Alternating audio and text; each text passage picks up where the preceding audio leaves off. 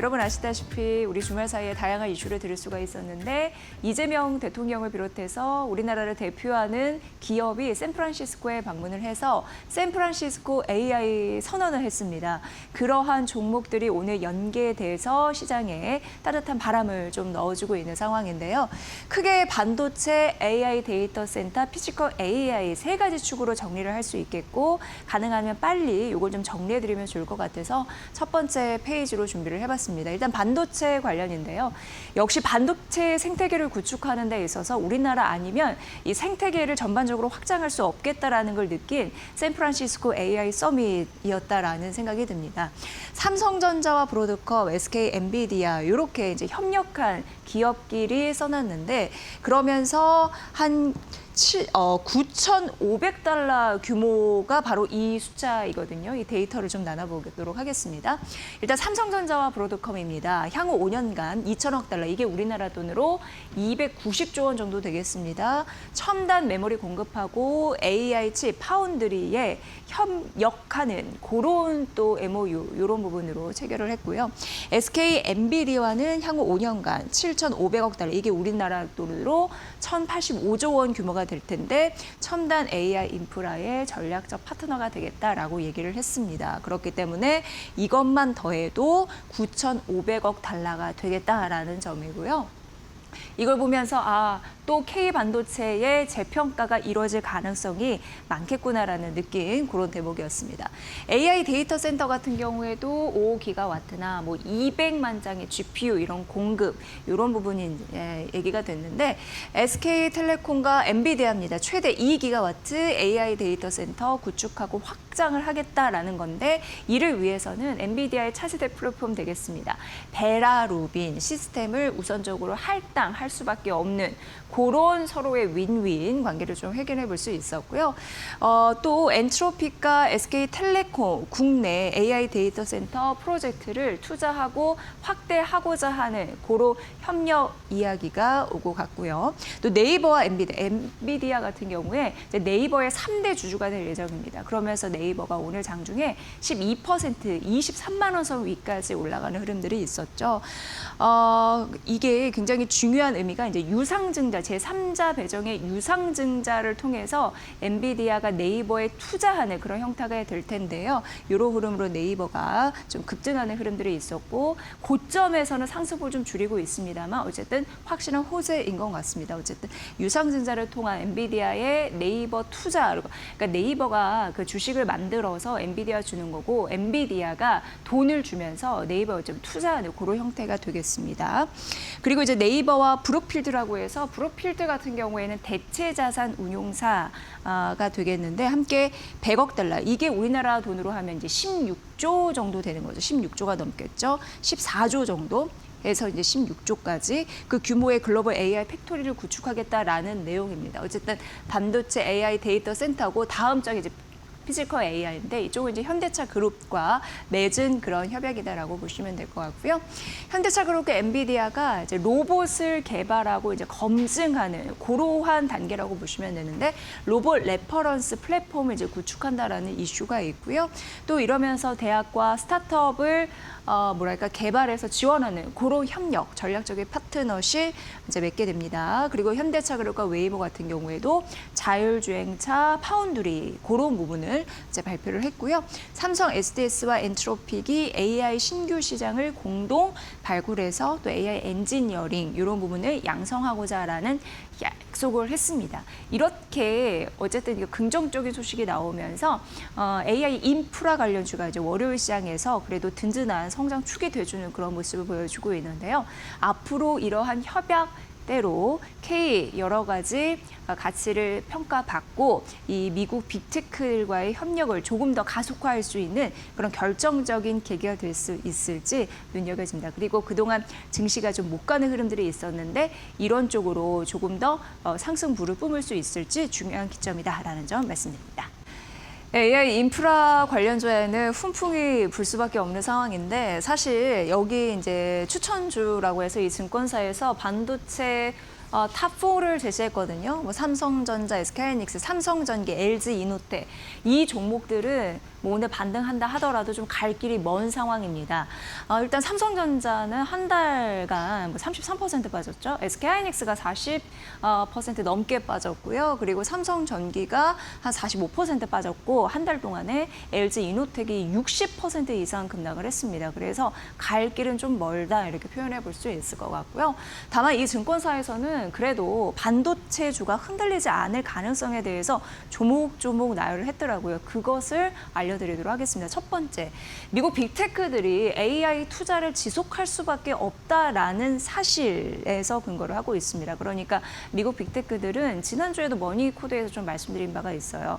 뭘 가장 두려워하냐면 과잉 투자를 우려하는 것이 아니라 너무 적기에 투자를 많이 하지 못해서 제대로 하지 못해서 생존에서 탈락할 위기를 더 걱정하고 있다. 그래서 이거는 과소 투자를 더 우려해서 과잉 투자, 그러니까 투자를 할 것임은 이건 명백한 사실이다 이렇게 얘기를 했거든요. 그리고 산업 버블 200년간 기술 혁명을 우리가 도달해 봤을 때 미국의 GDP 대비해서 투자 비중이 5에서 7% 정도이부터 산업 버블이라고 얘기를 한다고 합니다. 그러니까 미국의 어떻게 보면 GDP 대비 투자 비중이 많아질 때 그걸 이제 산업 버블이라고 하는데 그 수치가 5에서 7%까지 가야 되는데 현재는 어떻냐 보니까 올해 AI 투자 한 8천억 달러를 가정을 했을 때 미국 GDP의 2.5%밖에 안 됐다라는 거죠. 그러니까 산업 버블이라고 하는 거는 지난 200년 동안 데이터를 봤을 때 5에서 7%를 넘어가야지 산업 버블인데 아직은 2.5%에 불과하니까 지금은 산업 버블이라고 할 수 없다라는 걸 하나로 방증을 했습니다. 그리고 70년 반도체 역사상으로 봤을 때 내년 반도체 공급은 역대 가장 타이트할 것으로 예상이 되고 있는 상황인데요. 어떻게 보면 이제 내년부터 미국 빅테크들과 LTA 장기 계약을 더 확대할 가능성이 있습니다. 그렇게 따지면 이제 메모리 같은 거 만들어서 빅테크들에게 우선적으로 줄 수밖에 없습니다. 그렇기 때문에 이 물량을 받아가지 못한 기업들은 정말 생존 경쟁에서 탈락하거나 굉장히 어려워질 가능성이 높은 거거든요. 그 부분을 명시를 했고요. HBM도 이제 D램입니다. 고부가 가치 D램이잖아요. 수직으로 쭉 올려 쌓은. 그런데 HBM, D램 같은 경우에도 성장축이 어쨌든 증설에 관련돼서 HBM에 조금 더 집중될 가능성이 굉장히 큽니다. 이 비중이 올해는 15%였는데 내년 HBM 비중이 34%, 거의 2배 이상으로 뜁니다. 그렇게 따지면 그냥 D램, 전통 D램 같은 경우에는 HBM의 물량을 더 많이 만들어다 보니까 상대적으로 공급이 정말 제한될 수밖에 없는 거거든요. 그러니까 어떻게 보면 스마트폰이나 PC 메모리 부족은 더 타이트, 심화될 가능성이 있다. 이렇게 지금 논리적으로 보고 있는 상황이고요. 이렇다 보니까 메모리 가격은 조금 더 가파르게 뛸 가능성이 굉장히 높다라는 거고 3분기만 보더라도 최소 30% 이상이 뛸 것이다라고 이 증권사에서는 얘기하더라고요. 그리고 공급 부족도 28년까지 지속이 될 것이다라는 부분입니다. 그래서 지금 주가가 흔들렸을 뿐이라고 이 증권사에서는 리포트에서 얘기를 하고 있거든요. 성장은 너무나도 선명하다라고 얘기하면서 탑4 지금 많이 떨어지고 있는 삼전닉스, 삼성전기, LG이노텍 이렇게 관심주로 언급했으니까 이 부분 참고해 보시길 바랍니다. 네, 그리고 현대차 그룹주의 실적 발표 이후에 급락하는 흐름들이 있었고 오늘도 이렇다 할 만한 반등은 아닌 것 같습니다. 그럼 현대차 그룹주 사실 로봇 관련해서 굉장히 신경 많이 쓰고 계시잖아요. 그리고 제가 샌프란시스코 AI 선언에서 현대차 그룹도 약간 언급을 해드린 바가 있는데 우리는 앞으로 이제 현대차 그룹주 특히 이런 종목들을 어떻게 봐야 될지 오늘 아침에 리포트를 직접 쓰셨거든요. 유한타증권의 김용민 연구위원을 연결해서 직접 알아보도록 하겠습니다. 위원님 안녕하세요. 네, 안녕하세요. 유한타증권의 김용민 연구원입니다. 네, 오늘 월요일 되면 현대차 그룹에 대해서 조금 더 자세히 알아보고 싶었는데 마침 또 리포트를 쓰셨더라고요. 오늘 그룹주 가운데에서는 현대모비스와 기아를 분석하셨는데 일단 이 두 종목 2분기 실적 어떻게 보셨는지 궁금합니다. 기아 먼저 말씀드리자면 일단 2분기에 자동차 판매량이 굉장히 견조해서 실적 자체에 대한 기대감이 어느 정도 존재했습니다. 다만 인센티브가 급격하게 상승한 부분이 이익 관점에서의 타격이었는데 이게 유럽 시장에서 전기차 경쟁을 위해서 전년 동기 대비해서 대당 한 1,000유로 정도의 인센티브 인상을 단행했고 이게 손익 측면에서 상당히 큰 감익을 야기했다라고 봐주시면 될 것 같습니다. 모비스의 경우에도 쉽지 않은 분기였던 건 마찬가지입니다. 반도체 가격도 올랐고요. 인도 공장에서 화재가 발생하고 고객사인 현대차, 기아의 생산량의 감소 또한 손익 관점에서 상당히 불리했죠. 근데 그럼에도 모비스는 제조 부문에서 흑자를 달성을 했습니다. 다시 말해서 정상화된 실적을 기반으로 본다면은 향후에 이 제조 사업 부문에 대해서 안정적인 흑자를 기록할 수 있는 가능성이 상당히 올라왔다라고 봐주시면 될 것 같습니다. 네, 그러니까 이제 실적 관련해서 주가의 발목을 잡을 수 있는 요소들은 있었네요. 기아 같은 경우에는 인센티브, 그리고 현대 모비스는 인도 공장에 화재가 난 거, 이런 부분이 있었는데 그래도 제조, 그런 섹터는 또 괜찮다고 하니까 향후를 그 반전의 시그널이 있을지 궁금합니다. 사실 현대차 그룹주 오늘 분석하신 뭐 현대 모비스나 기아 같은 경우에 로보틱스 미래 성장을 단판 지으려는 그런 강한 의지가 좀 보이기도 하는데 향후 주가 상승의 트리거는 뭐가 될 수 있을지 궁금합니다. 위원님 어떻게 분석하셨습니까? 어디까지나 기아와 모비스 두 기업 모두 로보틱스 관련 이벤트와 연관 자체는 존재하겠습니다. 왜냐하면 기아와 현대모비스 모두 보스턴 다이내믹스의 지분을 보유하고 있고 특히 현대모비스는 단순한 지분뿐만 아니라 이제 향후 로보틱스 사업에서 핵심 부품을 직접적으로 공급할 것이기 때문에 결국은 두 회사 모두 보스턴 다이내믹스와 관련된 유상증자 혹은 양산 상세 일정 공개 혹은 공급망에 대한 공개 등이 이제 주요한 주가 상승 트리거가 될 것이다라고 봐주시면 될 것 같습니다. 네, 기아와 그리고 현대 모비스 향후 무엇이 중요한지 그 트리거 이런 부분 말씀해 주셨으니까 참고를 해보시고요. 그러면은 목표가 전략을 어떻게 가져가야 될지 궁금한데요. 어떻게 설정을 하셨습니까? 네, 기아는 현재 목표 주가 19만 원이고 현대모비스는 78만 원입니다. 이 업종 내에서 전체적인 주가의 조정을 겪은 만큼 상승 여력도 지금은 상당히 확보가 된 상황입니다.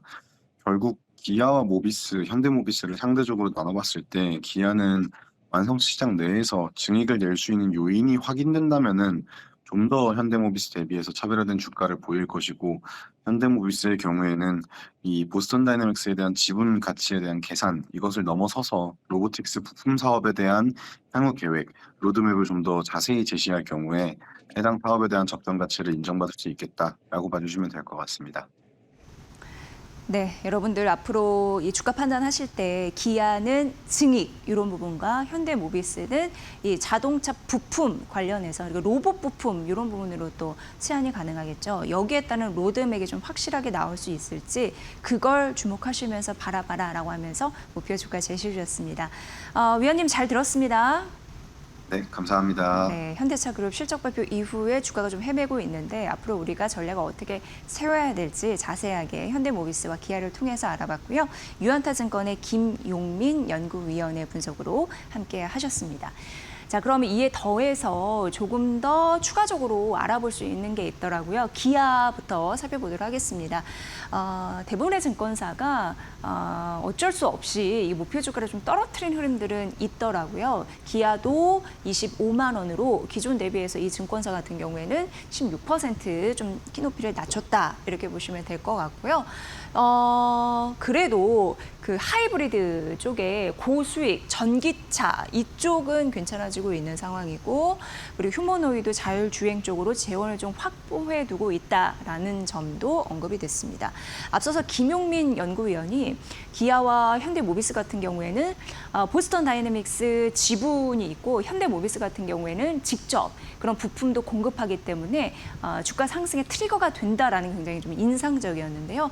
역시나 이 증권사 같은 경우에도 기아가 보스턴 다이내믹스 지분을 16.7% 갖고 있는데 여러분 아시다시피 소프트뱅크 소프트뱅크가 풀옵션을 행사하게 되면은 이 지분이 더 확대될 가능성이 있기 때문에 그런 부분을 좀 언급을 해놨습니다. 그래서 현대차그룹의 지배구조 이런 변화에 주목할 수 있는 게 사실 기아 같은 경우에는 현대모비스의 최대 주주이기도 하거든요. 그런 흐름에서 지배구조 모멘텀이 있다라는 점 말씀드리면서 지금 전반적으로 목표 주가를 좀 깎였다라는 점 언급을 해드리고요. 다음 페이지 보면은 다음에 이제 현대모비스인데 이제 기댈 거 액추에이터다라고 하면서 로봇 부품 이쪽으로 관심사도 이 증권사도 좀 마찬가지였습니다. 그러나 기존 대비 25% 목표 주가를 좀 떨어뜨려서 90만 원으로 낮춰 잡았다라는 점 말씀드리고요. 지금 2분기 같은 경우에는 현대모비스는 컨센은 상회했는데 관세가 일부 400억 원 좀 환입이 되면서 부품 관세에 대한 우려감을 좀 상쇄한 그런 흐름은 좀 나왔고 환율 괜찮고 판가 오르면서 어쨌든 실적에 좀 도움이 됐다라고 언급이 되고 있는 상황이고요. 연간 영업이익은 한 3조 9천억 원 정도 바라봤는데 이 기존 대비해서 좀 눈높이는 깎였다라는 점 말씀드리고요. 인도 공장 화재 1,000억 원 정도 나올 것으로 보이는데 이게 이후에는 보험금으로 회수가 가능한 이슈라서 요거는 뭐 넘어가도 될 것 같습니다. 그리고 전장, 조종 부품, AS 환율, 판가 수혜 이런 부분도 언급이 되고 있는데요. 아틀라스 바디 액추에이터 31개를 수주했습니다. 일단 수주 레퍼런스를 확보하고 있는 거고 11월 시제품 납품한다라는 그런 양산, 이런 계획도 갖고 있는 상황이고요. 그래서 이 하나증권에서는 액추에이터 영업 이익만 봤을 때 2030년에서 2034년 얼마나 바뀌는지 일단 보면은 5,300억 원에서 2014년도, 2034년도에 6조가 넘어갈 것이다라고 합니다. 그러니까 자연스럽게 제목을 현대모비스 믿을 건 액추에이터다라는 얘기가 바로 여기 영업이익 단에서 얼마나 많이 달라질 수 있는지 알 수 있겠죠. 이런 부분으로 주가가 반전할 수 있을지 워낙 주식은 기대감을 선병환영하는 흐름들이 있기 때문에 여러분들 이런 단서 잘 찾아보시면 될 것 같습니다. 그리고 현대위아인데요. 뭐 체질 개선을 하고 있다라고 했는데 목표 주가는 또 떨어뜨렸습니다. 기존은 10만 원인데 8만 3천 원으로 낮춰 잡은 흐름들은 있었습니다. 하반기 체질 개선이 좀 본격화될 것이다라는 가능성은 있는데요. 국내 생산에서 차질이 좀 됐던 게 지금 해소되는 과정이거든요. 생산 정산화 과정을 좀 갖고 있는 상황이고 멕시코 같은 경우에는 하이브리드 엔진 해서 요 양산 이슈 긍정적이고 여기가 이제 열 관리 쪽이잖아요. 그래서 공조, 그 온도를 좀 관리한다라는 의미로 보시면 되는데 그 물량이 늘어나고 있습니다. 주력 사업 아닌 거 가감하게 좀 잘라내면서 오히려 잘 될 수 있는 열 관리나 여기 보시면 이제 로보틱스 투자를 높이면서 이런 성장 재원을 마련하고 있다라는 거 계열사이기 때문에 같이 좀 가고 있는 상황이고요. 특히 현대위아는 체질 개선에서 가장 중요한 섹터가 열 관리입니다. 특히 이 부분, 그러니까 슬로바키아나 인도 쪽, 그러니까 이쪽에 내년 신규 차종을 좀 확대가 하면서 이제 얼마 남지 않은데 2년 조금 안 되는 시점에 성장 궤도에 본격적으로 진입할 수 있다라고 이 증권사에서는 바라봤습니다. 장기적으로 봤을 때 중장기적입니다. 1조 원 투자 정도 어느 정도 할 것으로 예상이 되는데 생산 능력 캐파 같은 경우에도 내년 50만 대 늘릴 가능성은 있는 상황이고요. 그래서 특히 열 관리 부분 굉장히 중요하다고 했는데 이쪽에 힘을 쏟는 게 점유율 한 30% 가져가려고 하고 전기차만 보더라도 50% 우리가 비중을 차지할 것이다. 시장을 점령할 것이다. 이런 목표를 가지고 있는 상황입니다. 특히 제조 물류 자동화 섹터 이쪽 로봇에 중장기적으로 4천억 정도 투자할 가능성도 언급이 되고 있으니까 이 부분도 보시기 바랍니다. 오늘 이렇게 현대차 그룹주 쭉 좀 살펴봤고요. 자, 그리고 삼성 E&A 오래간만에 이제 목표 주가 상향 소식 알리고 있고요. 상상인 증권에서 얘기를 하고 있습니다. 여기가 그룹사 수주 가이던스 눈높이가 좀 높아진 영향 때문에 목표 주가 올릴 흐름들이 있었는데 투자는 2년에서 3년 지속적으로 좀 확대할 가능성이 굉장히 높고요. 3조에서 7조 원까지 수주 가이던스가 좀 높아졌습니다. 하반기 첨단 산업 쪽에서 매출을 당겨줄 것으로 예상이 되는데 상반기 쪽에서 매출 인식이 좀 가속화되면서 하반기에 좀 더 불이 붙는 그런 양상으로 갈 가능성이 있고요. 그리고 P5라고 해서 이게 삼성, 평택, 다섯 번째 공장을 얘기를 하는데 초순수 설계라고 하는 게 이제 반도체는 굉장히 깨끗한 클린룸 이런 거 굉장히 중요하잖아요. 깨끗하게 세척해주는 그런 거라고 보시면 됩니다. 그거의 EPC 설계 조달 시공을 맡게 됐다라는 부분이고요. 워낙 이제 플랜트 그리고 엔지니어링 이쪽 하는 게 이제 삼성 E&A이기 때문에 글로벌 수처리 시장을 공략하겠다라는 의미 읽을 수 있습니다. 결국엔 어떻게 보면 고마진 사업에서 실적 성장을 이끌겠다 이렇게 보시면 될 것 같습니다. 그래서 2분기 실적 컨센 좀 넘어가는 흐름들 있고요. 첨단 소재 뉴 에너지 쪽에서 외형 성장을 이뤘다면 석유화학, 가스 이게 이제 화공이거든요. 그 부분은 좀 깎아 먹었는데 그래도 하반기 이쪽도 어쨌든 회복할 거라고 합니다. 첨단 산업에서 받쳐주면서 좀 안 좋은 그런 섹터, 화공 섹터 같은 경우에는 하반기에 좀 나아질 가능성이 있다고 하니까 점진적으로 목표 주가 올린 이유는 실적이 하반기에 조금 더 괜찮아지겠다라는 걸 좀 느낄 수가 있었거든요. 그런 포인트 잘 생각해 보시면 될 것 같습니다.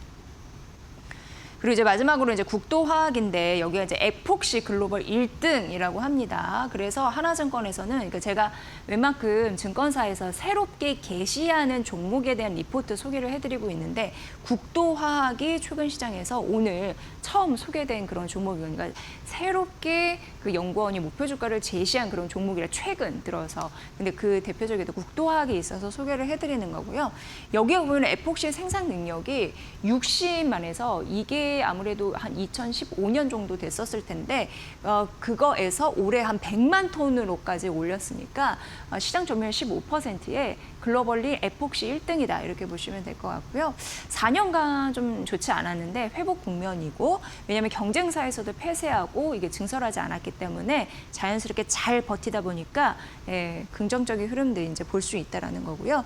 특히 이 국도화학 같은 경우에는 인도 법인에서 엄청 폭발적인 성장을 해서 이걸 현재 눈여겨보고 있는 상황입니다. 1분기 매출이 1년 사이에 200% 넘게 늘었다고 하는 건 굉장히 어두운 터널에 있는 그런 이제 빠져나온 상황에서 굉장히 유의미한 실적 성장이 되겠다라는 부분이고요. 이 매출만 보더라도 작년에 어떻게 보면 절반을 이미 달성을 해버린 거거든요. 1분기. 그러니까 굉장히 특별하게 폭발했다 실적이 이렇게 보시면 될 것 같습니다. 영업이익은 처음으로 흑자 전환이 됐고요. 그러면서 MS 2위 21% 그리고 전사 10% 정도 성장이 기대된다라는 부분입니다. 에폭시 글로벌 1등으로 향하는 그 길에 긍정적인 흐름들이 가져갈 수 있을지 사실 고부가 에폭시 같은 경우에 HBM에 탑재된 패키지판 이런 부분의 핵심 소재이기도 하거든요. 긍정적이고 LG화학의 대산 BPA라고 이게 뭐냐면 그러니까 고부가 에폭시의 핵심 원료라고 보시면 돼요. 근데 핵심 원료를 그 공장을 인수를 하는 그런 흐름도 이제 포착이 되고 있는데 왜냐하면 핵심 원료의 원가를 절감하면 상대적으로 실적이 굉장히 개선될 수 있잖아요. 이런 작업까지 한다라고 보시면 될 것 같습니다. 그래서 글로벌 1등의 그런 부분을 앞으로도 유지를 할 수 있을지 쭉 보시면 될 것 같고요. 긍정적인 이런 새롭게 나온 종목들 눈여겨보시면 좋을 것 같습니다. 오늘 국도화학까지 만나봤습니다.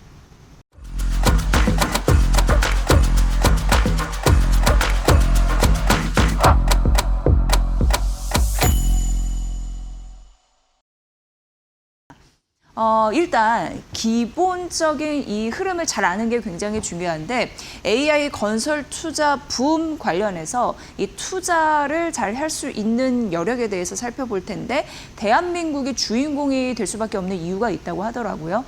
변동성 파고에서도 이러한 모멘텀을 또 챙기면서 봐야지 이렇게 주가가 많이 밀렸을 때 또 다른 기회를 또 다른 내일을 준비할 수 있을 것 같아서 한번 전략적으로 챙겨보도록 하겠습니다. 이 분석을 하신 분이 LS증권의 염승환 이사인데 먼저 연결을 해보도록 하겠습니다. 이사님 안녕하십니까? 네, 안녕하세요. 염승환 이사입니다. 네, 오늘 시장 전반적으로 무겁습니다. 그럼에도 불구하고 AI 투자 붐, 과연 이게 옳은지 그른지를 잘 따져봐야 되는데 일단 미국에서는 AI 투자가 더 확산된다라는 데이터가 있더라고요. 어떻게 보십니까? 미국의 AI 투자는 계속 좀 증가할 가능성이 높다고 좀 봅니다. 지금 AI라는 어떤 새로운 산업이 이제 태동을 했고 이걸 이끄는 게 이제 미국이고 이게 어떻게 보면 이제 권력이 되고 있는 지금 그런 상황인데, 특히 이제 중국의 추격도 좀 무서운 상황이다 보니까 미국 입장에서는 이 투자를 늦추기가 좀 쉽진 않고요. 최근에 이제 아시겠지만 미국의 빅테크들마저도 빚까지 내가지고 지금 투자를 하고 있는데, 이게 이제 과거에 철도붐과 좀 비교를 많이 하는데, 당시 1880년대 미국의 철도 붐이 일었을 때 미국 GDP 대비 그때 이제 투자했던 비중이 5%를 상회를 했다고 하더라고요. 근데 지금 이제 그 AI 붐이 이제 시작이 됐고, 올해 이제 미국의 주요 빅테크들이 아마 우리 한국 돈으로 1000조 이상을 아마 AI 쪽에 투자를 할 텐데, 그런 거 이제 다 종합해 보면 AI 붐에 대한 올해 좀 투자는 미국 GDP의 2%를 좀 넘어설 걸로 좀 보고 있습니다. 그래서 지금 철도 붐에는 못 미친다 하더라도 그때 닷컴 버블 때 1.2% 정도 비중을 차지했거든요. 그래서 인터넷 버블 당시보다 더 많은 그런 투자금이 들어갈 거고, 이게 지금 끝이 아니라 내년, 내후년에는 더 늘어날 수가 있기 때문에 일단 미국의 AI 투자는 빅테크 또 미국 그 정부 주도로 계속 증가하지 않겠냐라고 생각을 하고 있습니다. 네, 저도 최근에 그런 자료를 봤거든요. 그러니까 마이크로소프트, 메타, 아마존, 구글, 알파벳 4대 하이퍼스케일러들의 올해 캐펙스 투자 증가율을 봤을 때 작년 대비해서 2배 이상 뛸 것이다라는 가능성. 그렇기 때문에 미국에서 AI 관련해서 투자는 더 늘릴 수밖에 없겠구나라는 걸 좀 느낄 수가 있었는데, 그러한 데이터들 분석이 됐나 봅니다. 자, 그렇다면 리포트 중에서 좀 눈여겨볼 수 있는 그런 부분이, 이런 AI 투자 붐에 따라서 한국이 최대 수혜 국가가 될 수 있다. 사실 뭐 최근 시장 변동성이 너무 크기 때문에 그 수혜를 오롯이 받지는 못하고 있는 상황이더라도 향후 이럴 가능성이 높다라는 데에 오늘 증시가 빠질 때 조금 더 알아봐야 될 이슈가 아닐까 싶은데, 이사님 어떻게 분석하셨습니까? 아무래도 지금 AI는 그 기존 산업과 좀 다르게 반드시 데이터 센터 기반 위에서 AI가 돌아가거든요. 그래서 일반적인 데이터 센터는 안 되고 새로운 그 AI 데이터 센터를 지어야 됩니다. 그래야 AI 데이터 센터가, 흔히 이제 AI의 지능을 우리가 토큰이라는 용어를 많이 쓰는데, 그 토큰을 생산해야 AI가 우리한테 답도 해주고 또 엑셀 작업도 해주고 디자인도 해주는 거거든요. 근데 그걸 만들기 위해서는 먼저 유형 자산을 깔아야 되는, 인프라를 깔아야죠. 그래서 데이터 센터 깔고 거기에 반도체 들어가죠. 그리고 또 데이터 센터 운영하기 위해서는 전력기기 필요하죠. 그리고 에너지도 필요하죠. 각종 인프라가 엄청나게 좀 들어갑니다. 그냥 되는 산업은 아닌 거죠. 근데 그런 인프라 쪽에서 우리나라는 중국을 대체할 수 있는 기업이 국가 중에 하나죠. 그래서 많은 어떤 인프라를 깔 때 우리나라 제조업체들이 전 세계적으로 이게 미국이 됐건 유럽이 됐건 아시아가 됐건 원하는 국가와 원하는 기업의 AI 인프라를 이렇게 공급할 수 있는, 제 생각엔 전 세계 거의 유일한 국가이기 때문에 한국의 수혜가 예상되고, 그래서 지금 최근에 젠슨왕도 한국에 왔었고, 이번에 샌프란시스코에서 이재명 대통령 주최로 AI 정상회담을 한 것도 저는 그런 한국의 인프라의 위상을 좀 보여주는 그런 사례가 아닌가라고 생각을 하고 있습니다. 그래서 한국이 반드시 있어야만 AI의 어떻게 보면 고속도로, 철도망을 깔 수 있다라고 생각을 하고 있습니다. 네, 역사상으로 보면은 19세기 후반에 미국에 이제 철도가 건설된 이후에 올해가 최대, 앞으로 자본 지출 미국에서 있겠다라는 걸 좀 느낄 수가 있는 대목이었는데, 그럼 투자자 입장에서 이러한 붐들이 전 세계적으로 일어날 수 있는 가능성이 있으니까 어떤 전략을 좀 펼쳐야 될지 그 다음 패턴을 좀 잘 읽어 주십시오. 어떻게 보십니까? 네, 결국 이 사이클이 언제까지 이어질지는 조금 더 봐야 되겠지만, 아직은 가야 할 길이 좀 남아있다라고 좀 생각하고 있고, 최근에 주식시장이 워낙 안 좋지만, 우리 코스피가 이제 9천까지 갔던 배경은 방금 말씀드린 그런 AI 인프라를 제공할 수 있다라는 그런 어떤 이제 이점이 있기 때문에, 저는 그걸 좀 반영해서 주가나 지수도 좀 올랐다고 생각을 하거든요. 근데 이게 지금 끝은 아니기 때문에 앞으로 1, 2년은 더 이어지지 않겠냐 이렇게 보고 있고, 또 최근에 한국도 3대 메가 프로젝트를 발표했죠. 총 금액이 4,500조가 넘습니다. 근데 국내에도 이런 대규모 투자가 좀 들어갈 수밖에 없거든요. 그래서 전략은 거기에 관련된 핵심 기업들을 이제 좀 고르게 좀 포트폴리오에 편입하는 것도 좋아 보이고요. 당연히 반도체도 있을 거고요. 또 전력도 중요하죠. 뭐 변압기라든가 또 에너지도 중요하죠. 특히 이제 요즘엔 신재생 에너지가 떠오르니까 태양광, 풍력. 또 거기에는 이제 ESS가 반드시 붙죠. 그래서 2차 전지도 중요한 역할을 좀 차지할 것 같고 또 한쪽은 데이터 센터를 지어야 되니까 건설사도 들어가고 그걸로 이제 운영할 수 있는 회사들. 사실 이제 이번 주에 그 네이버가 엔비디아 지분 투자도 받았잖아요. 그러니까 네이버나 이런 기업들처럼 또 AI 데이터 센터로 이제 운영해본 경험이 있는 그런 클라우드 기업들도 수혜를 받을 걸로 봅니다. 그래서 우리나라 시장 전반적으로도 호재지만 관련된 산업들을 잘 분석해서 최근에 시장은 어렵지만 장기적인 관점에서 한번 관심을 기울여 보시면 좋을 것 같습니다.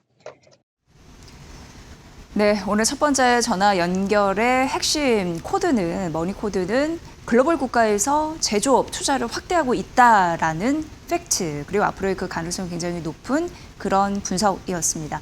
이사님 잘 들었습니다. 네, 감사합니다. 네, 염승한 LS증권 이사였습니다. 네, 결국 이제 코스피에서 서킷 브레이커가 발동이 됐습니다. 이게 8% 이상 급락하면서 1분간 이제 지속이 되면 서킷 브레이커가 발동이 되는데 20분간 거래가 안 되고요. 그리고 이제 10분간 동시효과로 거래가 되기 때문에 총 30분간 이렇게 시장이 정상적으로 움직이지는 않는다 이렇게 보시면 될 것 같습니다.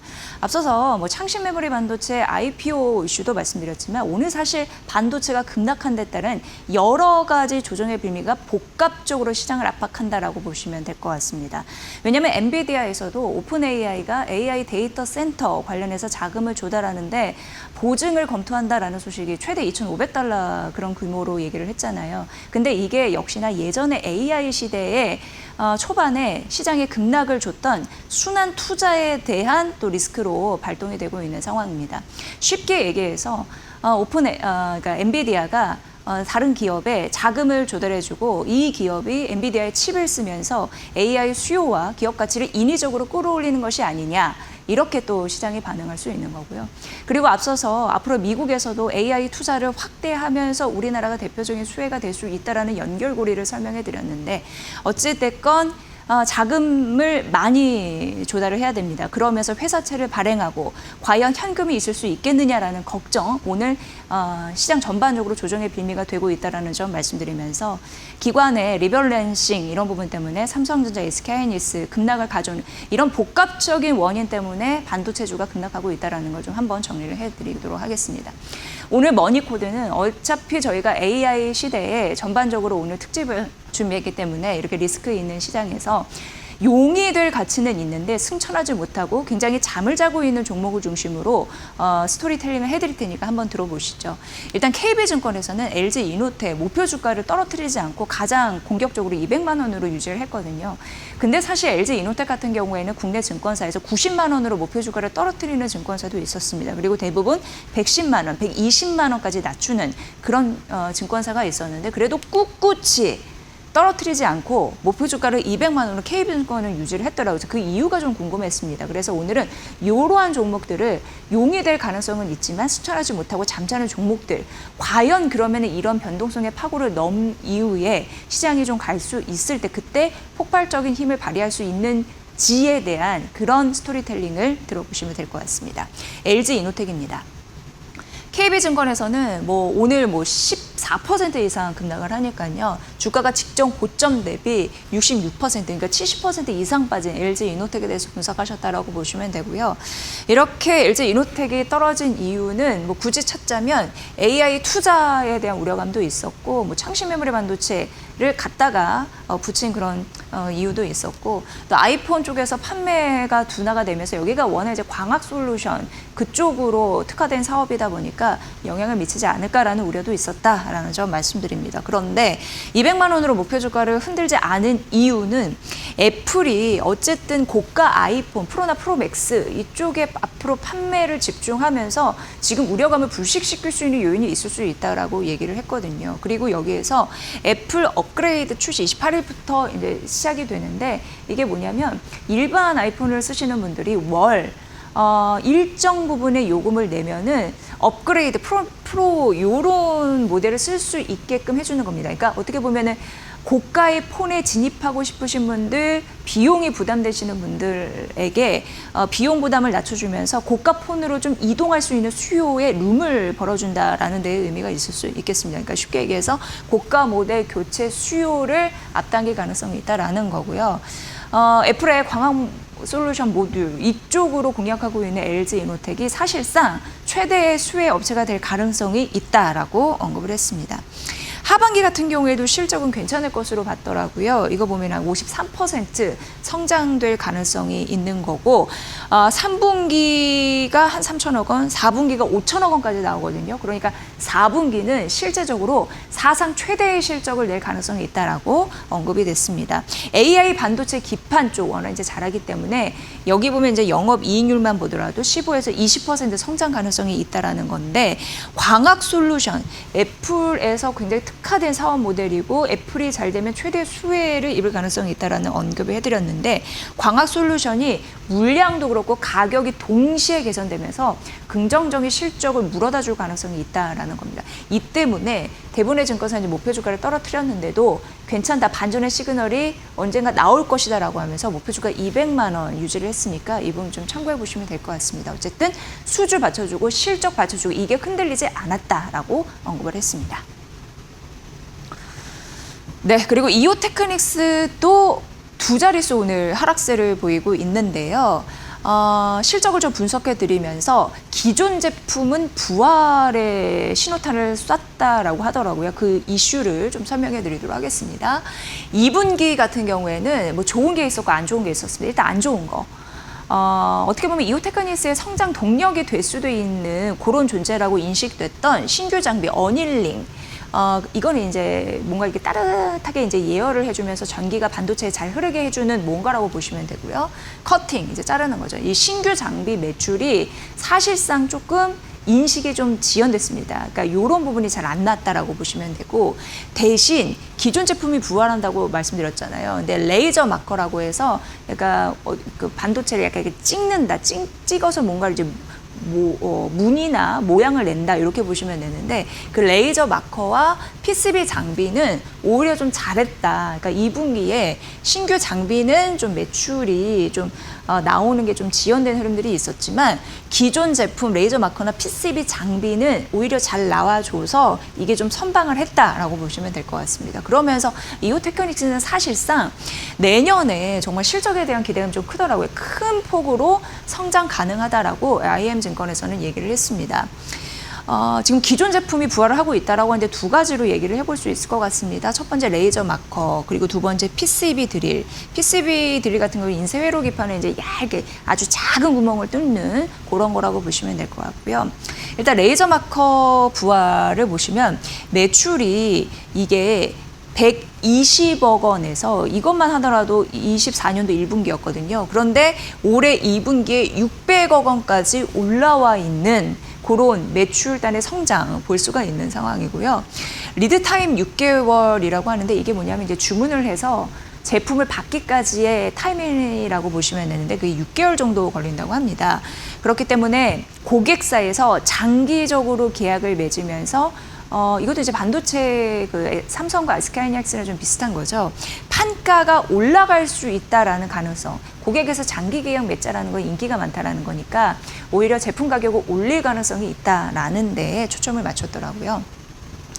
OSAT라고 해서 저 반도체 최종적으로 이제 조립하고 제품을 이제 만드는 그런 공정 단계라고 보시면 되는데 그런 기업들이나 낸드 파운드리 이쪽에서도 이제 주문이 몰리고 있다고 하는데 내년 하반기 이후에 매출 성장이 지속될 가능성을 언급했습니다. 그러니까 결과적으로 이오테크닉스는 차별화된 경쟁력, 장비, 부품을 가지고 있기 때문에 앞으로 실적이 잘 나올 가능성이 굉장히 크다라는 데에 이 증권사에서는 주목을 하더라고요. PCB 드릴러 공급도 부족하다라고 얘기를 했는데 여기 일본은요. 주문해서 만들어주기까지 리드타임이 2년 걸린다고 합니다. 이거 굉장히 기니까 우리나라 업체가 훨씬 더 수혜를 받을 가능성이 있다라는 거고요. 그렇기 때문에 장비 매출이 1분기 25년도 40억에서 2분기 130억 원, 3분기 240억 원까지 는 흐름들이 있습니다. 그러니까 결과적으로 이러한 제품들이 인정을 받고 실제적으로 실적에서 보여주고 있는 바 지금 용이 될 가치가 있는데 지금 잠자고 있다는 거죠. 이런 부분으로 앞으로 튈 가능성을 역시 실적을 본다면 그런 부분으로 앞으로의 힌트가 있지 않을까 싶습니다. 보시고요. 다음 페이지 넘어가 볼게요. 하나오션입니다. 지금 이 타이밍, 그러니까 주가가 이렇게 밀렸을 때 사실 공포에 사기는 힘들거든요. 그런데 지나가 보면 지금이 사야 되는 시기였구나. 그때가 이렇게 느끼시는 분들 계셔서 지속적으로 저렴해졌는데 괜찮은 종목들을 발굴해 드리고 있는 겁니다. 증권사의 시각이고요. LS증권이고 일단 하나오션 같은 경우에는 그동안 캐나다 잠수함에서 미끄러졌잖아요. 그래서 주가가 많이 떨어진 그런 부분도 있었습니다. 하지만 실적으로 봤을 때 상선 이익이 괜찮다라고 하더라고요. 이미 업종 평균 1년을 선회하고 있다라는 부분이고 여기에서 하나필리 조선소 같은 경우에 최근 그래도 미사일 방어척의 미사일 시험계 측선을 이제 수주한 그런 또 상징적인 의미도 가지고 있습니다. 그리고 최근 주가가 너무 많이 떨어졌기 때문에 밸류적으로는 굉장히 저렴해져서 매력적이다. 이런 인식도 있는 상황입니다. 일단 2분기 실적 같은 경우에는 시장 컨센서스나 이 LS증권의 추정치를 높여서 나온 그런 상황이고요. 뭐 일회성 인도 실적도 반영된 부분이 있지만 사실 어떻게 보면은 2024년 이후에 수주한 상선 그게 수익이 좀 괜찮은 그런 성과들이었거든요. 그렇기 때문에 그에 대한 실적이 매출이 잘 반영이 돼서 이게 좀 긍정적이라고 봤습니다. 하반기 같은 경우에도 인도받고 그리고 인도하고 만들어주는 그런 그런 부분들이 개선이 되면서 3분기 이후 구조적인 수익성을 띌 가능성이 굉장히 높다라는데 결국 하나오션 같은 경우에도 지금이 타이밍이라고 얘기하는 이유는 기본적으로 앞으로 실적이 좋아질 가능성이 있기 때문에 캐나다 잠수함 수주에서 미끄러진 이후에 주가가 많이 떨어졌지만 펀더멘털 같은 경우에 긍정적인 흐름들이 아직 끝나지 않았다라는 데 초점을 맞췄으니까 LS증권이 하나오션을 바라보는 이유도 잘 염두에 두시면 될 것 같고요. 네, 두산에너빌리티 14만 원으로 목표 주가 흔들지 않았습니다. 여기에서는 사실 이제 두산에너빌리 같은 경우에는 원전 수주와 그리고 하나의 굉장히 중요한 축, 가스 터빈 이 두 축을 얘기를 하고 있는데 에너빌리티, 에비타라고 하면 본업에서 돈 벌어들이는 거라고 보시면 되는데요. 이게 작년부터 28년까지 연평균 44%를 기록하고 있어서 긍정적인 패턴을 보이고 있다라고 언급을 했습니다. 여기서 중요한 건 이제 가스터빈이라고 말씀드렸는데 AI 데이터 센터 긍정적인 흐름들이 지속적으로 나올 가능성이 있고 벌써 이제 북미 레퍼런스 발주만 보더라도 전체에서 거의 40%까지 확장을 했거든요.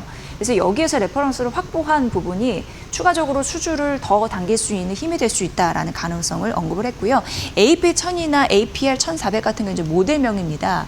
그런데 이게 대형 원전을 바라는 미국 같은 경우에 워낙 뭐 저리로 대출해주는 그런 프로그램도 있다 보니까 앞으로 우리가 이 대형 원전에서 수주할 그런 협력 이런 부분에서 먹을거리가 있다라는 거고요. 당연히 이제 기자재 공급 이쪽이 되겠죠. 그리고 이제 한국 원전 모델인데 이쪽에 대한 수주 모멘텀도 지속이 되고 있어서 베트남 2호기 최종 파트너가 3분기에 선정될 가능성이 있는데 그쪽에서 우리가 수주가 될 수 있겠느니 이렇게 좀 기대를 하고 있다라는 부분입니다. 두산 에너빌리티 같은 경우에는 잠자는 용이라고 할 수 있는 게 자회사의 실적 이런 부분도 모멘텀을 받고 있거든요. 근데 두산 바켓에서 관세 환급 이슈 그리고 판가 인상 이런 부분 때문에 긍정적이라고 봤고 에너빌리티 대형 가스 발전 프로젝트 매출 이런 부분도 긍정적이라고 했으니 이렇게 주가가 조정됐을 때 이런 부분이 훼손되지 않았다라는 걸 일단 확인했고 앞으로 더 갈 수 있는 여력들이 가스터빈과 원전 수주에 있다라는 점 파악하시면서 전략 짜보시죠. 네, 이제 코스타 이제 너무 많이 떨어져 오늘도 이제 매도 사이드카가 발동이 됐으니까 그런데 앞으로 조금 더 여유가 있을 수 있을까에 대해서는 유한타증권에서는 그래도 봄 그리고 붐 올 수 있다라는 가능성을 언급을 했더라고요. 어떤 얘기를 하냐 이렇게 봤거든요. 지금 이렇게 좀 절망적일 때 이렇게 얘기하기가 쉽지 않을 텐데 이렇게 얘기하는 이유가 있을 거라는 생각을 했습니다. 일단 우리가 전반적으로 봤을 때 SK하이닉스 실적 굉장히 중요합니다. 29일 발표될 거고 미국 FOMC 기준금리는 경제 그리고 AI 오늘 이제 AI 특집이지만 AI 성장주는 금리가 굉장히 기본이기 때문에 금리 올라갈 가능성만 언급되면 또 미끄러질 가능성이 있어서 중요하고요. 마이크로소프트 메타가 30일 그리고 애플과 아마존 실적 발표 31일 대기를 하고 있습니다. 단일 종목 레버리지가 시장의 변동성을 이렇게 많이 키웠다 보니까 올해만도 사이드카 발동이 42번, 42번째 있다고 말씀드렸는데요. 이 거래 대금이 좀 줄면 그래도 삼성전자, SK 하이닉스 이 쏠림이 좀 완화될 가능성이 있다라고 언급을 하면서 여기에서 코스닥 긍정적으로 바라보는 이유가 개인들의 수급이 정상화될 가능성을 언급을 했더라고요. 그래서 이제 코스닥이 우호적인 환경이 될 수 있을 때 개인의 수급이 정상화되면서 코스닥 시장이 좀 풀어질 수 있을지 수급 굉장히 기초적인 재료도 수급이기 때문에 수급을 잘 보시면 될 것 같습니다. 그리고 이제 바이오텍 같은 경우는 줄줄이 하한가 가서 굉장히 어려운 시기를 지금 겪고 있는 상황인데 다운사이드의 리스크가 상당 부분 좀 선반영됐다라고 보더라고요. 그러니까 떨어질 만큼 떨어졌다, 더 밑이 있겠느냐라는 관점에서 봤을 때 그런 조정이 다져지고 코스닥 개인 수급이 들어오면서 코스피가 반등할 가능성에 대해서 언급했으니까 이 논리를 잘 따라가 보시면 될 것 같습니다. 마지막으로 이제 셀트리온입니다. 셀트리온 하반기 더 기대가 된다라고 하면서 대신증권에서 28만 원으로 얘기를 했습니다. 일단 영업이익률 2분기 괜찮게 나왔고요. 투룩시마 쪽에서 미 시장에 대한 점유율 높아지고 있는 상황이고요. 램시마, SC나 유플리아마도 성장을 하고 있는 거고요. 일라일리에서 인수한 쪽 그런 공장에서 500억 원 정도 이익이 났습니다. 올해 보면은 영업이익이 34% 날 가능성 있는 상황이고요.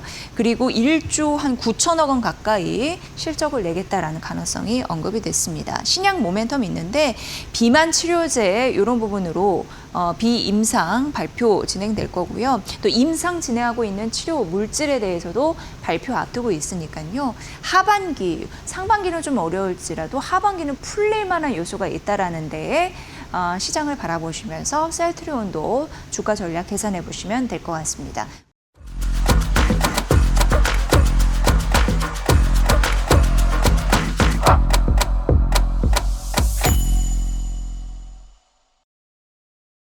우리 시장에서 가장 중요한 건 또 SK 하이닉스의 실적이 발표됐다라는 점인데 보면은 2분기 분기 기준으로 사상 최대치를 기록은 하긴 했습니다. 그런데 60조 5,400억 원 정도가 나왔는데 워낙 시장 컨센서스는 64조였고 사실 가면 갈수록 조금 내려오는 흐름들은 있었거든요. 어쨌든 시장 컨센서스는 하회했다라는 점이고 그럼에도 불구하고 2분기 순이익은 94조를 돌파를 하면서 삼성을 제쳤다라는 얘기도 나오고 있고 컨퍼런스 콜에서 다양한 이야기들이 나오고 있습니다. 이거를 차근차근 좀 풀어드리도록 하겠습니다. 어쨌건 삼성전자 대비해서 SK하이닉스 실적 발표한 이후에 큰 폭의 상승세는 아닌데 SK하이닉스를 바라보는 주주들 그리고 투자자들의 그 전략을 어떻게 세워야 될지 오늘 반도체 연구원 먼저 연결을 해보도록 하겠습니다. 유진투자증권 손인준 연구원 연결합니다. 연구원님 반갑습니다. 예, 안녕하세요. 네, SK하이닉스 실적이 발표되는데 분기 사상 최고치였지만 컨센서스 대비해서는 좀 하회를 했군요. 어떻게 보셨습니까?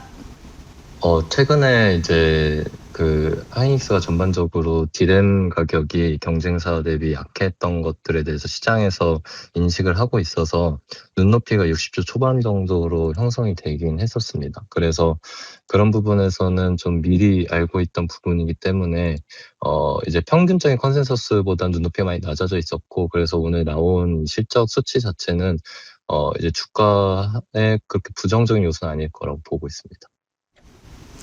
SK하이닉스 실적 발표 이후에 그리고 컨퍼런스 콜에 주목이 되고 있는 상황인데 ADR 통해서 신사업 통해서 주주 환원 정책을 늘리겠다라는 얘기도 했습니다. 이렇게 주주 환원 전략은 주가 상승의 촉매제가 되기도 했는데 SK하이닉스 어떻게 보세요? 앞으로의 전략을 어떻게 짜야 될까요?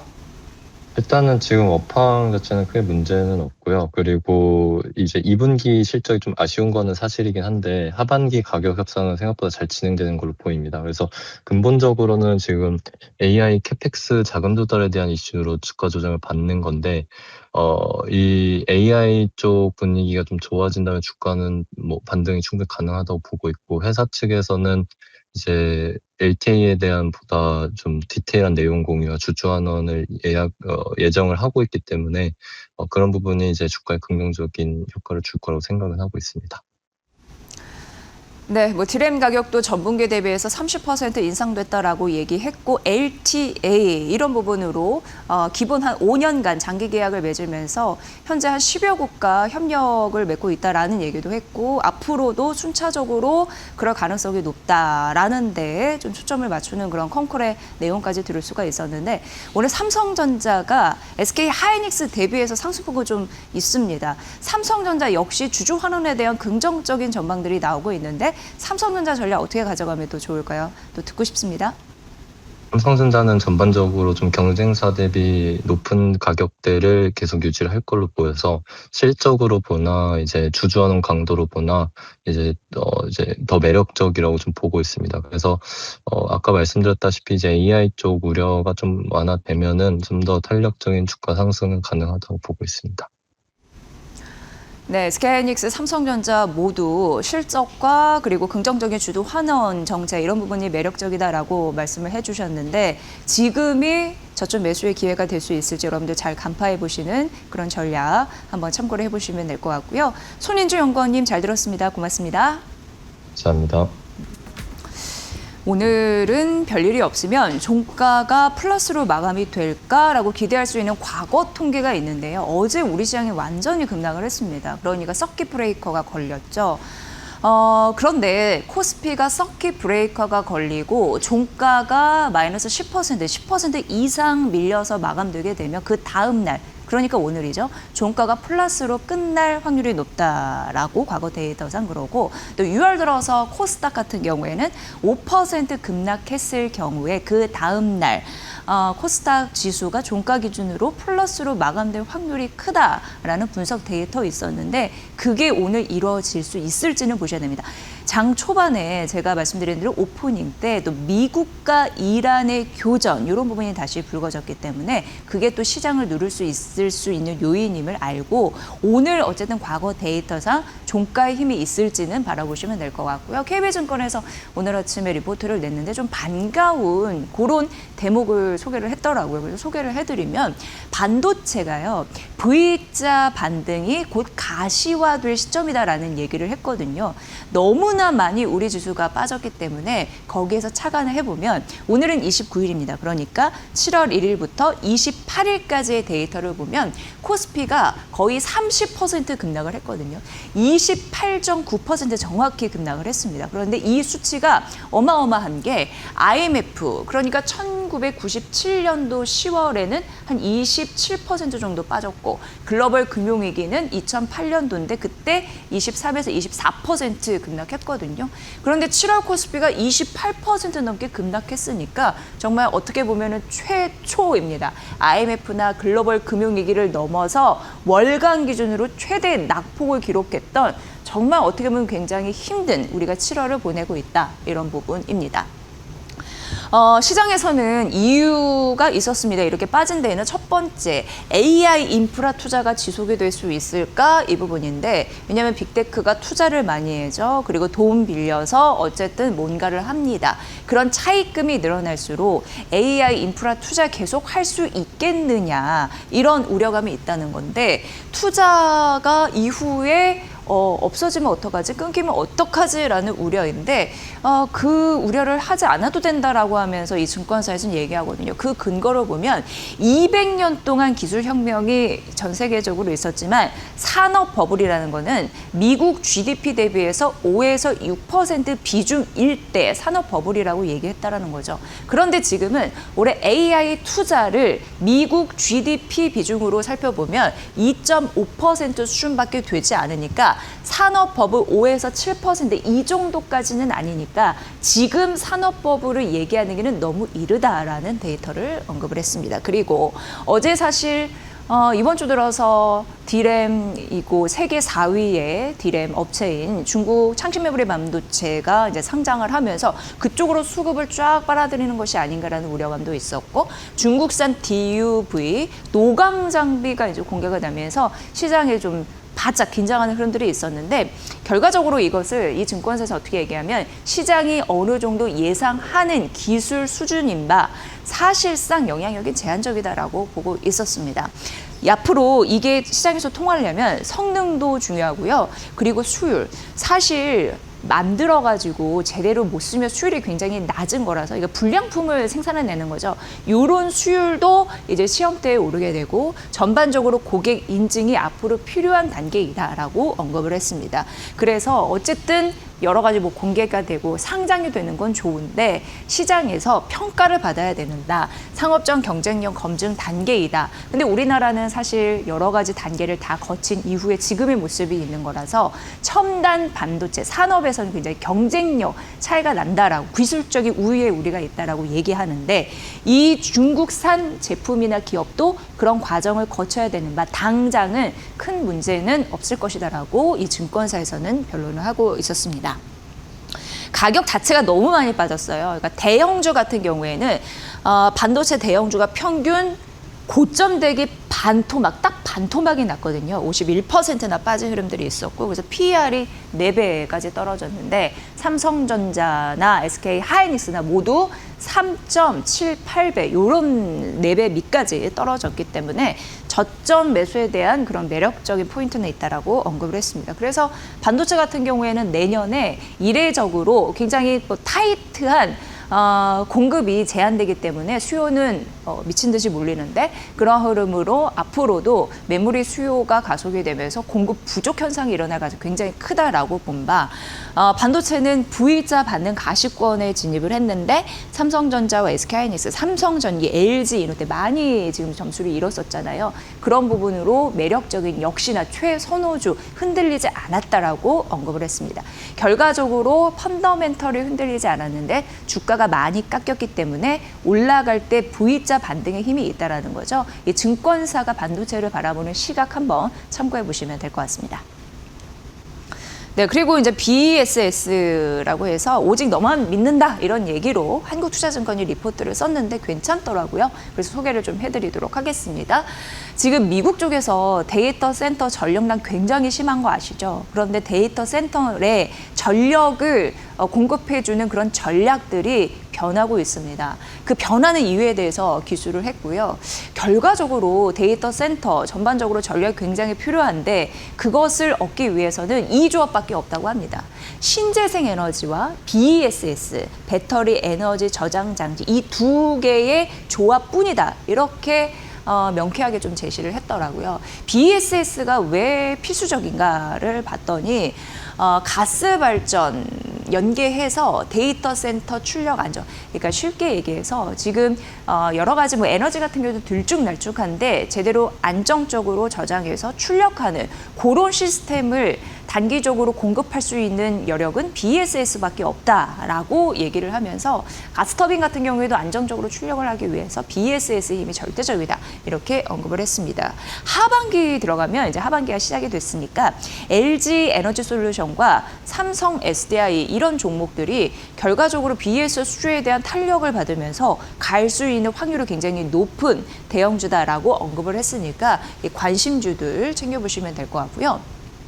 블룸버그 산하에 에너지를 전문적으로 분석하는 그런 기관이 있는데 그쪽에서 2031년 미국 데이터 센터의 전력 수요가 엄청나게 늘 것이다라고 제시를 했습니다. 이게 작년 12월 대비 60%나 늘 가능성이 있기 때문에 미국은 지금 전력 싸움이다라고 보시면 될 것 같은데요. 그런데 전력 싸움도 그렇고 AI 데이터 센터를 만들어야지 뭔가 AI 혁명에 대처를 하면서 시장을 선도할 수 있는데 지금 브레이크가 곳곳에서 걸리고 있는 상황입니다. 대표적으로 뉴멕시코 같은 경우에는 가스관 건설을 불허하는 흐름들이 나타나고 있습니다. 오라클에서 데이터 센터에 대해서 이제 전력 공급을 해야 되는데 이게 차질을 지금 빚고 있는 상황이거든요. 그리고 이쪽에서 자가 발전을 하기 위해서 노력을 하는데 건설 허가를 내주지 않아서 곳곳에서 이제 브레이크를 밟히고 있는 그런 흐름들이 나타나고 있습니다. 또한 아마존 같은 경우에도 데이터 센터를 건설을 해야 되는데 중단 위기에 있거든요. 어떤 얘기냐면 오하이오 주민 투표가 변수라고 하는데 여기서 절반 이상만 찬성을 해도 이 데이터 센터가 만들어지지 못합니다. 이 얘기는 이런 곳에서는 데이터 센터를 다르게 하거나 아니면 건설할 수 있는 지역을 또 바꾸거나. 근데 이게 하루 이틀 걸리는 일이 아니기 때문에 굉장히 많은 시간이 소요되거든요. 그러니까 전면적으로 이게 자체적으로 전력 공급을 수급을 어떻게 할 것이냐 굉장히 머리를 싸매고 있다. 이렇게 보시면 크게 틀리지 않습니다. 그런데 지금 BNEF에서도 얘기했죠. 블룸버그사나 에너지 전문기관에서도 얘기했듯이 지금 전반적으로 미국에서는 전력 수요가 엄청 늘어나거든요. 폭염 대표적으로 우리나라 엄청 덥죠. 에어컨 많이 트시고 자실 텐데 미국도 마찬가지입니다. 전력 수요는 엄청나게 늘어나고 있고 폭염뿐만 아니라 이제 데이터 센터, AI 데이터 센터 그 영향인데 미국에서 지금 50개 주 절반 이상이 그러니까 전기를 공급받는 게 굉장히 어려워서 지금 전력 부족 현상을 내보고 있다고 합니다. 그리고 이제 데이터 센터가 더 확대가 됐을 때 이 공급난은 더 심각한 수준에 미칠 것이다 이런 얘기가 나오고 있죠. 다만 텍사스주는 예라고 하는데 텍사스 AI 혁명 시대에 굉장히 주목할 수밖에 없는 그런 곳인데 여기는 태양광과 BES가 좀 꽉 잡고 있거든요. 그러니까 에너지가 좀 원활하게 흐릅니다. 그래서 미국에서 텍사스는 좀 예외라고 했는데 그게 바로 태양광, 신재생 에너지 그리고 BES를 확보했기 때문이죠. 그래서 결과적으로 현재 BES에 기댈 곳이 이쪽에 좀 한정적이다라고 얘기하면서 하반기 LG 에너지 솔루션, 삼성 SDI 이 종목을 주목해야 된다고 하니까 그 서사를 잘 보시면 미국 AI 시장에 답이 있을 수도 있습니다. 그걸 K 전력기기나 그리고 2차 전지 섹터가 받아갈 수 있으니까 이 부분 참고해 보시면 될 것 같습니다. 네, 오늘 HD 현대일렉트릭이 또 많이 좀 빠지긴 하더라고요. 그런데 하나증권에서는 목표 주가를 좀 유지하는 흐름들은 있었습니다. 일단 2분기 실적을 보면은 시장 기대치에 부합하면서 나타났고요. 마진이 괜찮았고 신규 수주와 또 수주 잔고가 괜찮았는데 신규 수주 같은 경우는 1년 사이에 한 45% 가깝게 수주 잔고 같은 경우에도 30% 가깝게 불어난 흐름들은 있었습니다. 여기 보시면 결과적으로 이제 전력기기 쪽이기 때문에 데이터 센터향, 신규 수주 이런 부분에서 이제 모멘텀을 얻어갈 수가 있었는데 목표가 있습니다. 내년까지 그 비중을 16%까지 우리는 끌어오겠다라는 목표가 있는데 이를 봐서라도 주가 좀 연동될 수 있는 모멘텀이 있는 것 같고요. 유럽 쪽에서 친환경 그러니까 뭐 전기를 차단하거나 다시 이어주거나 고로한 장치에 대한 수요가 있고 또 빅테크향 배전기기에 대한 납품이 늘고 있는 상황인데요. 배전기기 굉장히 중요합니다. 그러니까 예전에 어떻게 보면은 초고압 변압기가 주력 제품이었다면 효자 품목이었다면 이제 배전기기, 회전기기 이러한 섹터들이 데이터 센터향 외향을 성장시켜줄 수 있는 굉장히 효자 품목이 되겠다라는 점 말씀드립니다. 근데 이미 1조 넘는 장기 계약도 확보한 그런 흐름들은 있네요. 3분기 그룹사에서 엔진형 발전기 수주 기대감도 더해지고 있다고 하니까 배전도 역시 성장 국면에 있는 HD 현대일렉트릭 지금 주가가 많이 빠져 있는 상황에서 눈여겨볼 만한 그런 성장 모멘텀이다라는 생각 듭니다. 참고해 보십시오.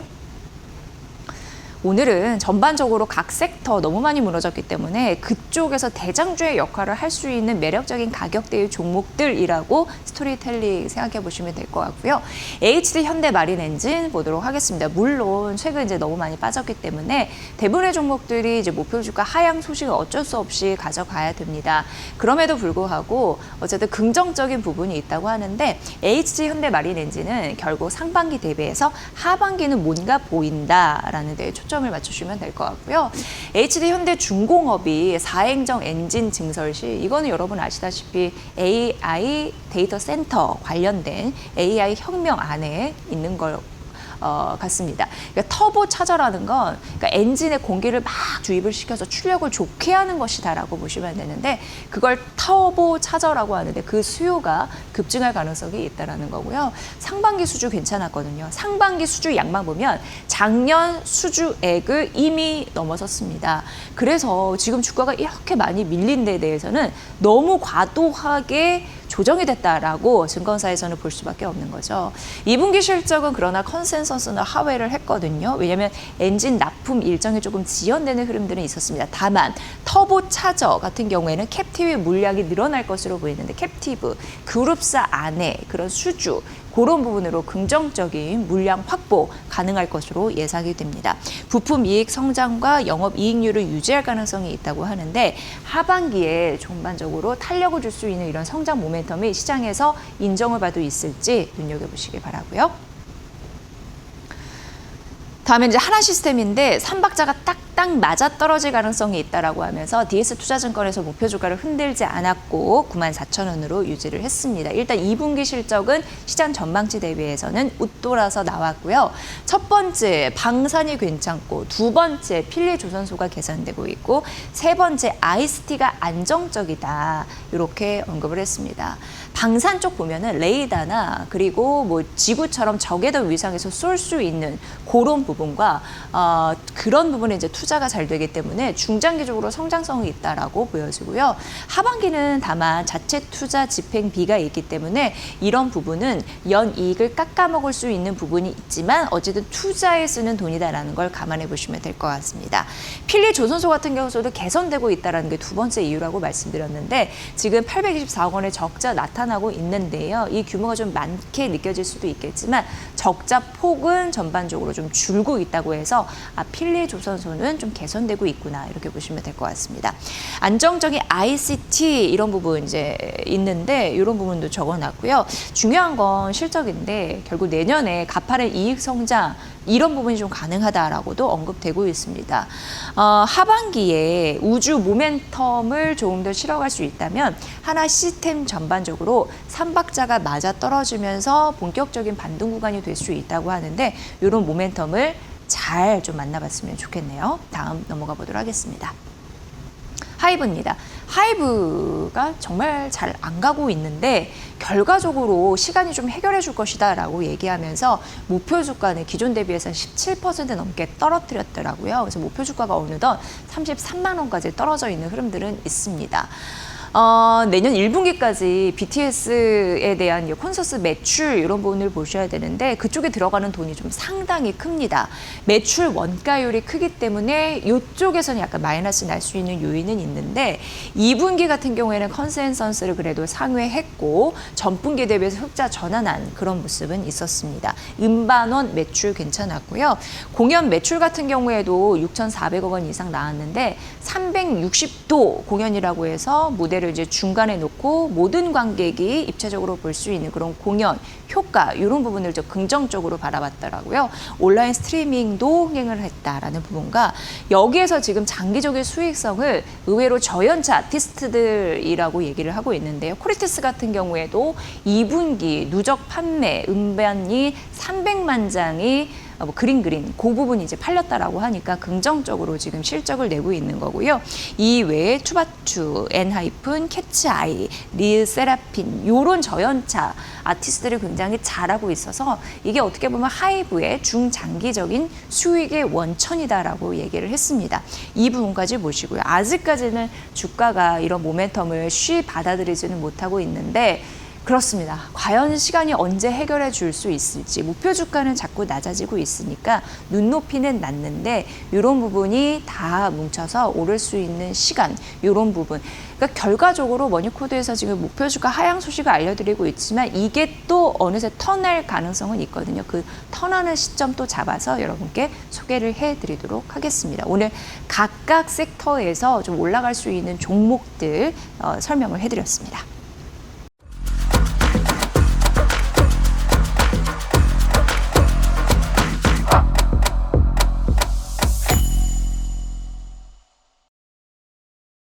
오늘 새벽에 FOMC 관련해서 많은 이슈가 나왔고 우리는 이벤트를 확인할 수가 있었는데 앞으로 금리는 AI 반도체 투자할 때 굉장히 중요한 근본 중에 근본이 됩니다. 그래서 앞으로 전략을 어떻게 세워야 될지 좀 여쭤봐야 될 것 같고요. 이걸 자세하게 분석을 하신 메리츠증권 윤여삼 연구위원 통해서 알아보도록 하겠습니다. 위원님 안녕하세요.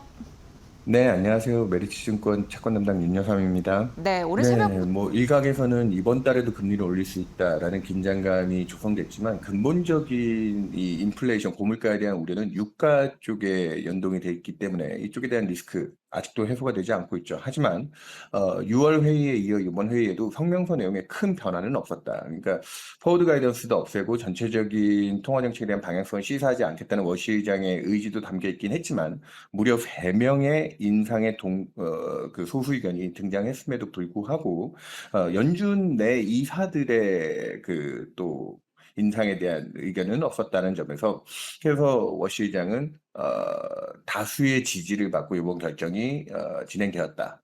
그리고 또 일부 이제 채권 시장 금리가 이런 연준의 통화 정책 우려나 유가를 반영해서 미리 올라와 있는 상황, 그리고 실질 금리가 상당히 물가를 배제한 금리 수준이죠. 그 수준도 장기적으로 2% 이상의 2022년 이후 최고치를 지금 기록하고 있기 때문에 이런 시장의 긴축 환경이 다소간의 편안함, 뭐 some comfort라는 표현을 썼는데 그런 쪽에서 연준의 통화 정책이 9월에는 인상하는 거 아니에요라고 했지만 이번 동결은 다음 회의까지도 좀 살펴봐야 될 부분이 많이 남아있다라는 쪽의 의지로 해석이 되지 않았나 보고 있습니다. 네, 위원님 말씀대로 동결은 동결인데 매파적인 동결의 색깔을 가졌구나라는 걸 느낄 수 있었는데 또 분석을 해주셨지만 지금 굉장히 시중금리가 높습니다. 이게 시장에서는 부담이 되는 요소인데 FOMC 여러 가지 Q&A 시간도 있었지만 지나면서 어떤 반응이 가장 포인트였는지 좀 분석 들어볼게요. 오늘 가장 좀 안타깝게 해석되는 부분 중에 하나가 연준이 금리를 올리지 않았기 때문에 미국채 30년 금리는 전일 대비 12bp 가까이 급등을 해서 5.2%, 2007년 이후 최고치인데요. 초장기 금리가 올라오면서 채권 시장 자경단들 영향 때문에 주가 지수마저 하락했다. 워시 의장이 딱 그 동결 결정을 하고 기자회견을 시작하는 중반까지만 하더라도 미국 10년 금리는 하락을 하고 주가 지수도 나스닥 지수가 플러스까지 반등을 하는 모습을 보였다가 이후에 이제 기자회견이 끝난 다음에 일부 이제 인플레이션에 대한 안정 의지가 좀 부족하다라는 쪽에서 장기 금리 10년 금리도 다시 전일 대비 8bp 가까이 급등하면서 주가 지수도 하락하는 그쪽에 해석이 있었는데요. 근본적으로 그러면 연준이 금리를 올렸으면 주식시장이 안정화됐을 거냐, 인플레 의지 좀 확인 쪽에서. 지금 하이퍼스케일러들의 비용 문제에서도 확인되고 있지만 금리에 대한 민감도가 높아진 상황에서 이 연준의 통화 정책이 오늘 인상을 했느냐 동결을 했느냐 여부보다는 지금 트럼프 대통령이 다시 이란과 갈등을 통해서 유가가 WTI 기준 85불 이상 올라왔다는 점. 그렇기 때문에 그 연준의 FOMC 중간에는 금리 하락과 주가 반등이 나왔지만 이 재료를 소화해내는 기자회견 이후에는 높은 유가에 대한 부담이 9월까지 금리 인상에 대한 시그널링을 주지 않았지만 전체적으로 채권 시장의 긴장감 재료로 장기금리 쪽에 긴장감 재료로 작동하면서 주가 지수에도 악영향을 미쳤다.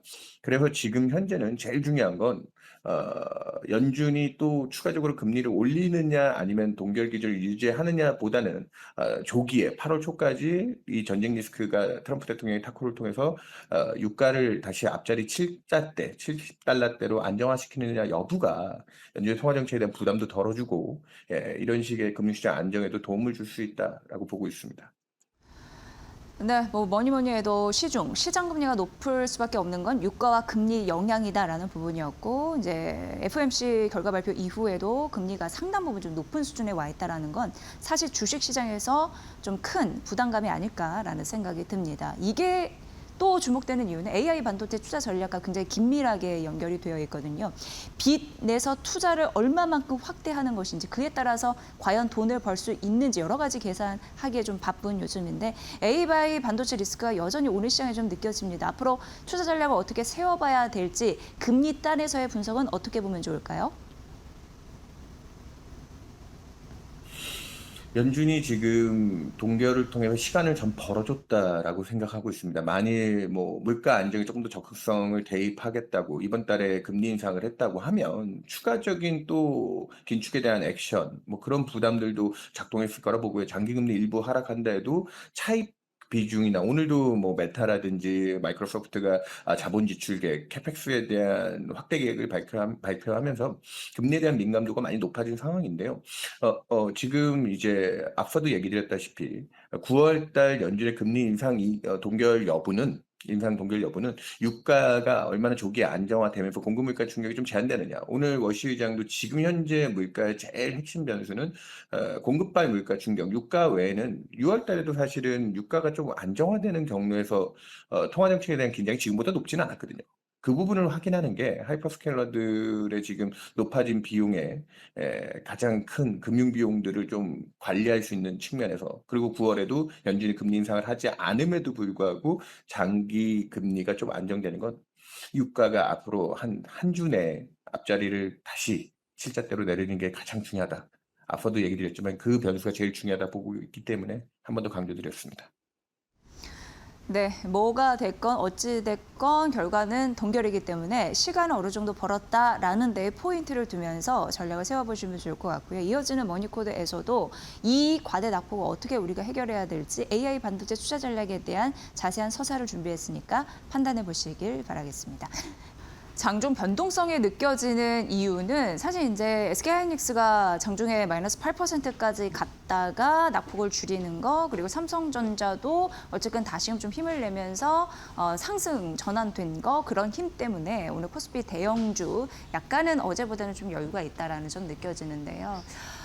오르고 내리고를 반복하는데 그 폭이 너무나 크다 보니까 최근 이 변동성을 어떻게 활용해야 할지 고민이 많으실 것 같습니다. 그런데 지금 이 구간이 적극 매수의 구간일지는 다 함께 좀 생각해봐야 될 그런 공포의 구간이 아닐까 싶고요. 그런 의미에서 최근 국내 증권사에서도 주가 급락의 이유, 그럼 앞으로 반등은 어떻게 될 것인가, 그 계산기를 두드리는데 여념이 없습니다. SK증권부터 다시 이제 시작을 해보도록 하겠습니다.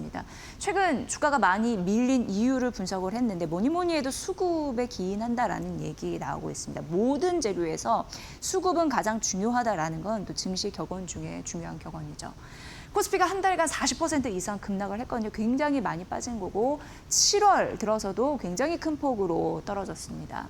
그런데 세 가지, 모든 건 이제 수급에 기인한다라고 얘기하면서 세 가지 이유를 얘기를 했거든요. 첫 번째, 사실 그동안 글로벌 IT 비중을 많이 늘려왔던 국가가 있었는데 그 IT 비중을 줄이고 있는 상황이 포착이 돼서 대표적으로 한국, 일본, 대만 되겠습니다. 그렇다 보니까 IT 중심으로 올랐던 증시가 자연스럽게 낙폭을 확대할 수밖에 없는 그런 이유가 되겠고요. 반도체 상승세가 가만히 생각해보면 한 6월 중순 후반부터 이제 쭉 밀리기 시작을 했습니다. 그러면서 펀드 환매가 나왔고 외국인 쪽에서 매도가 나왔고 전반적으로 반도체가 잡아주지 않다 보니까 증시가 쭉 미끄러졌을 때 고객 예탁금도 준 흐름들 있었죠. 그러니까 수급 자체가 쪼그라들 수밖에 없는, 왜냐하면 공포 심리가 생길 수밖에 없으니까요. 이런 부분요.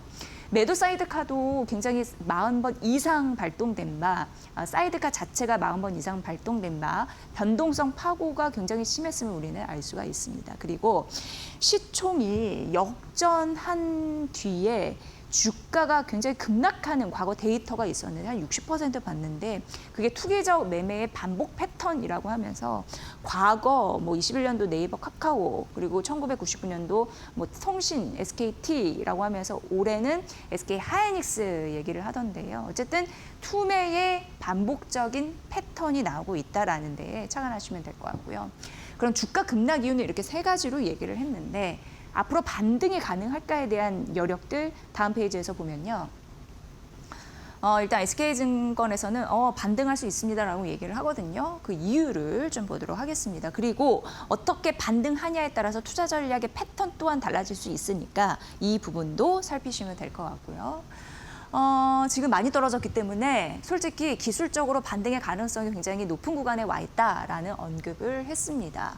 다만 상승 추세전이 본개가 되거나 코스피 200의 실적은 받쳐줘야 되거든요. 실적 데이터가 잘 나올 것이다라고 하면서 증시 10,000포인트를 예상하기도 했으니까. 하지만 이런 부분에서 미스가 나게 된다면 상승 추세 복귀는 아마도 제한적일 것이다라는 단서는 또한 달았으니까 이 부분은 보시면 될 것 같고요.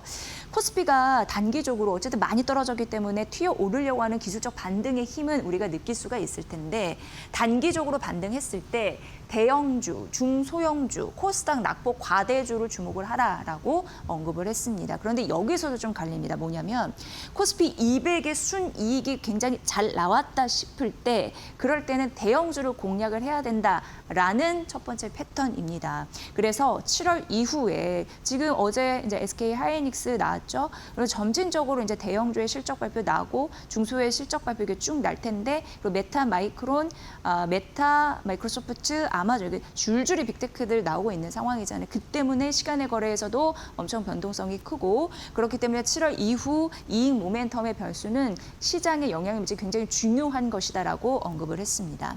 그런데 또 한편으로는 실적 전망이 엇갈릴 경우에 완전히 소외됐던 소형주나 코스닥 쪽으로 주목을 해야 된다라고 언급을 했습니다. 그러니까 지금부터는 굉장히 중요한 게 기술적 반등을 위한 저점 매수 구간을 노려도 좋은데 어떤 종목들이 움직이느냐에 대해서는 관망 심리는 일단 필요해 보입니다. 그래서 지켜봤다가 어떤 섹터의 데이터나 아니면은 그런 주가의 방향성을 일단 보고 내가 투자 전략의 방향성을 세우는 게 좋지 않을까라는 거를 사실 반등은 예상이 되는데 SK증권에서 어떤 전략 포인트를 다가갈지 그 부분을 가늠했으니까 참고해 보시면 될 것 같고요.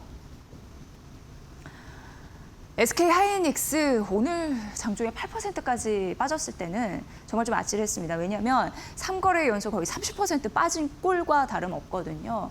목표 주가는 360만 원이라고 하나증권에서도 지금 언급을 하고 있고 이 목표 주가를 흔들지는 않는데 계속 점차적으로 빠지다 보니까 과연 직전 고점인 300만 원까지는 언제 갈 수 있지라는 두려움이 앞서는 게 사실입니다. 그런데 하나증권에서는 SK 하이닉스를 바라보면서 주가는 과도하게 빠졌다라는 언급을 하더라고요. 그리고 해외 증권사에서도 UBS에서도 목표 주가를 320만 원에서 300만 원으로 낮추기는 했습니다만 사실상 그래도 과대 낙폭이라는 부분을 이제 인정을 했습니다. 그래서 펀더멘털이 흔들리는지 이런 부분을 우리가 지속적으로 봐야 되는데 이 증권사에서는 큰 문제가 없다라고 얘기를 하거든요. 영업이익 추정치 같은 경우는 좀 빠지기는 했네요. 올해 같은 경우에는 마이너스 8, 그리고 내년은 마이너스 7 정도는 내려잡기는 했습니다. 그런데 디램 가격 외 실적 변수는 제한적일 것이다 라고 가늠을 했고요. 주가가 지금 좀 부침이 심하죠. 많이 빠졌는데 이게 언젠가 이제 안정화될 겁니다. 안정화된 이후에 멀티플 재평가 가능성이 굉장히 크다라고 언급을 했습니다. 일반 메모리 매출 관련해서 LTA는 실적 변동성 구간을 잡아줄 수 있는 가장 확고한 그런 메리트이고 앞으로 정확하게는 나오지 않았지만 어떤 고객사와 몇 년 단위로 장기 공급 계약을 맺을 것인가라는 구체적인 그런 부분이 나오게 됐을 때 조금 더 안심해서 갈 가능성은 있는데요. 그런 부분에서 최소 30% 장기 계약에 대한 이런 이벤트는 항상 주가가 미끄러지지 않을 가능성, 그러니까 더 이상 떨어지지 않고 버틸 가능성을 방증한다 이렇게 보시면 될 것 같습니다. 내년 관련 영업이익 같은 경우에도 117조 원 정도 추산을 하고 있다고 하는데 이거 굉장히 잘 나온 거거든요. 사실 잘 나올 거거든요. 작년에 영업이익의 2.5배 수준으로 튀는 거기 때문에 그리고 SK하이닉스 같은 경우는 영업이익률이 75%입니다. 이거는 사실 엄청난 영업이익률이라고 할 수가 있는데요. 그러니까 투자의 방향이 쏠릴 수밖에 없는 걸 영업이익률로도 방증할 수 있다는 걸 정말 업계 사람들은 많이 하고 있습니다. 그 업계가 반도체 업계가 아니라도 영업이익률이 75% 여기에 사업하시는 분들은 그 얘기 정말 많이 하거든요. 그런 데에서도 투자의 힌트를 얻어보시면 좋을 것 같고요. 그런데 지금 주가가 너무 많이 빠져가지고요.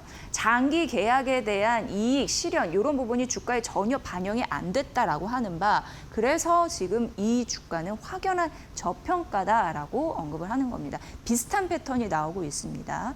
전반적으로 실적 추정치가 크게 흔들리지 않은 상황에서 펀더멘털은 괜찮은데 주가가 너무 많이 빠졌으니 극심한 저평가니 앞으로 이 주가가 안정적인 제자리를 찾을 때 V자 반등 가능할 수도 있다라는 데에 사실 목표 주가 흔들지 않은 거거든요. 국내 증권사가 끊임없이 우리가 의심을 하는 상황에서 삼성전자와 SK하이닉스 어떻게 보시는지 저희 모니코드에서 자세히 관찰해서 여러분께 알려드리겠습니다. 네, 하나솔루션 오래간만에 좀 말씀드리나요? 태양광 쪽 실적이 회복이 될 수 있을지 하나증권에서는 6만 원. 오늘은 대표적으로 목표주가 흔들지 않았거나 오히려 목표주가 올린 종목을 좀 일부러 소개해드리려고 가져와 봤습니다. 올해 그리고 내년 이렇게 보면은 영업이익 좀 많이 늘 것으로 예상이 됩니다. 그래서 내년은 1조 정도 더 늘 것으로 예상이 되고요. 미국 쪽 태양광 모듈 가격이 높아지고 있는 상황이고 AMPC라고 세액공제 쪽입니다. 이쪽에서 더 수혜를 받을 수 있는지 그리고 하나솔루션은 신재생 에너지잖아요. 에너지 사업부 수익서 눈여겨보게 되는 포인트가 됩니다. 그런데 YTD가 지금 10% 이상 빠지기 때문에 이 종목도 사실 지금 대한민국의 대부분의 종목이 저평가 종목이 아닐까 싶기는 한데 저가 배수의 기회이다라고 하나증권에 또 언급을 했습니다. 미국 태양광 모듈에서 과잉 공급되면 사실 좋지는 않은데 과잉 공급이 해소되는 국면이라서 하나솔루션에는 유리한 거고요. 그리고 중국을 우회적으로 물량을 차단하면 중국 거 안 쓰면 우리나라 거 좋죠. 그렇기 때문에 그것도 우호적인 거고요. 하나솔루션 같은 경우에는 수직 계열화 이런 부분으로 긍정적인 패턴이 있으니 모듈 프리미엄 올라가는 소리가 들릴 수 있다는 가능성을 언급한 겁니다. 게다가 이제 조지아주에는 카터스빌 공장 이런 부분이 가동이 되고 판가가 올라가는데 세액공제 같은 경우에는 지금 이렇게 오르는 흐름들이 있거든요. 이 부분 좀 보시면 될 것 같고요. 2분기 컨센 더하기 3분기 같은 경우는 괜찮은데 태양광 쪽에서 추가적으로 실적이 개선될 가능성이 굉장히 크다라고 하니까 결과적으로 태양광을 상징하는 거는 하나솔루션인데 이쪽에서 실적 개선에 대한 소리가 들리기 때문에 지금 주가가 많이 빠졌고 저가 매수의 기회다라는 부분에서 목표주가 흔들지 않았으니 투자 포인트로 참고할 만한 그런 리포트였습니다. 여러분도 보시죠. HD 현대중공업, 조선주에서 좀 픽을 해봤는데 역시 실적입니다. 이렇게 흔들릴 때 실적이라도 좋아야지 크게 밀리지 않을 가능성이 있어서요. 그런데 104만 원. 지금 많이 빠졌기 때문에 이제 몇십만 원, 40만 원 선 구간에 가 있나요? 근데 어쨌든 이제 2분기 같은 경우에는 컨센은 상회는 했고 이런 흐름 이제 볼 수가 있는 거고 조선 해양 엔진 영업이익률이 괜찮은 흐름들이 나타나는데 평균적으로 봤을 때 18% 정도 이 정도면 좀 긍정적으로 판단하는 것 같습니다. 그리고 가스선, 수주잔고나 미래산업에 대한 동력 이런 부분이 장착이 되어 있다라고 언급을 하더라고요. 일단 수주 이런 부분이 좀 잘 되고 있는데 벌써 목표치의 96%를 달성했다라고 다올투자증권에서는 얘기를 하면서 LNG, VLCC는 굉장히 큰 베리 라지 선박을 얘기를 합니다. 그 중심으로 수주를 하다 보니까 배 한 척당 비싼 배를 팔게 되니까 저부가 가치가 아니고 고부가 가치 선박이거든요. 이런 쪽에서 실적을 당길 수 있는 요인이 있겠다 이러면 되겠습니다. 백로그가 한 3.5년 정도 된다고 하는데 이게 무슨 얘기냐면 더 이상 수주하지 않고도 이 곡간이 3.5년간 채워 있다라고 보시면 될 것 같고요. 하반기 가스전 중심으로 선별 수주나 이런 게 돼 있기 때문에 수익성은 긍정적이다라는 얘기 나타나고 있습니다. AI 데이터 센터용 발전 엔진 관련해서 이제 대형화되면 더 긍정적인 흐름들이 있고요. 그리고 중요한 이제 테라파워, SMR 협력 이런 부분 신성장 동력으로 자꾸 언급되고 있는 부분인데요. 어쨌든 SMR이나 해상 풍력이나 맞춤형 솔루션 이런 부분으로 더 가능성이 있는 그런 종목이라고 하니까 보시고요.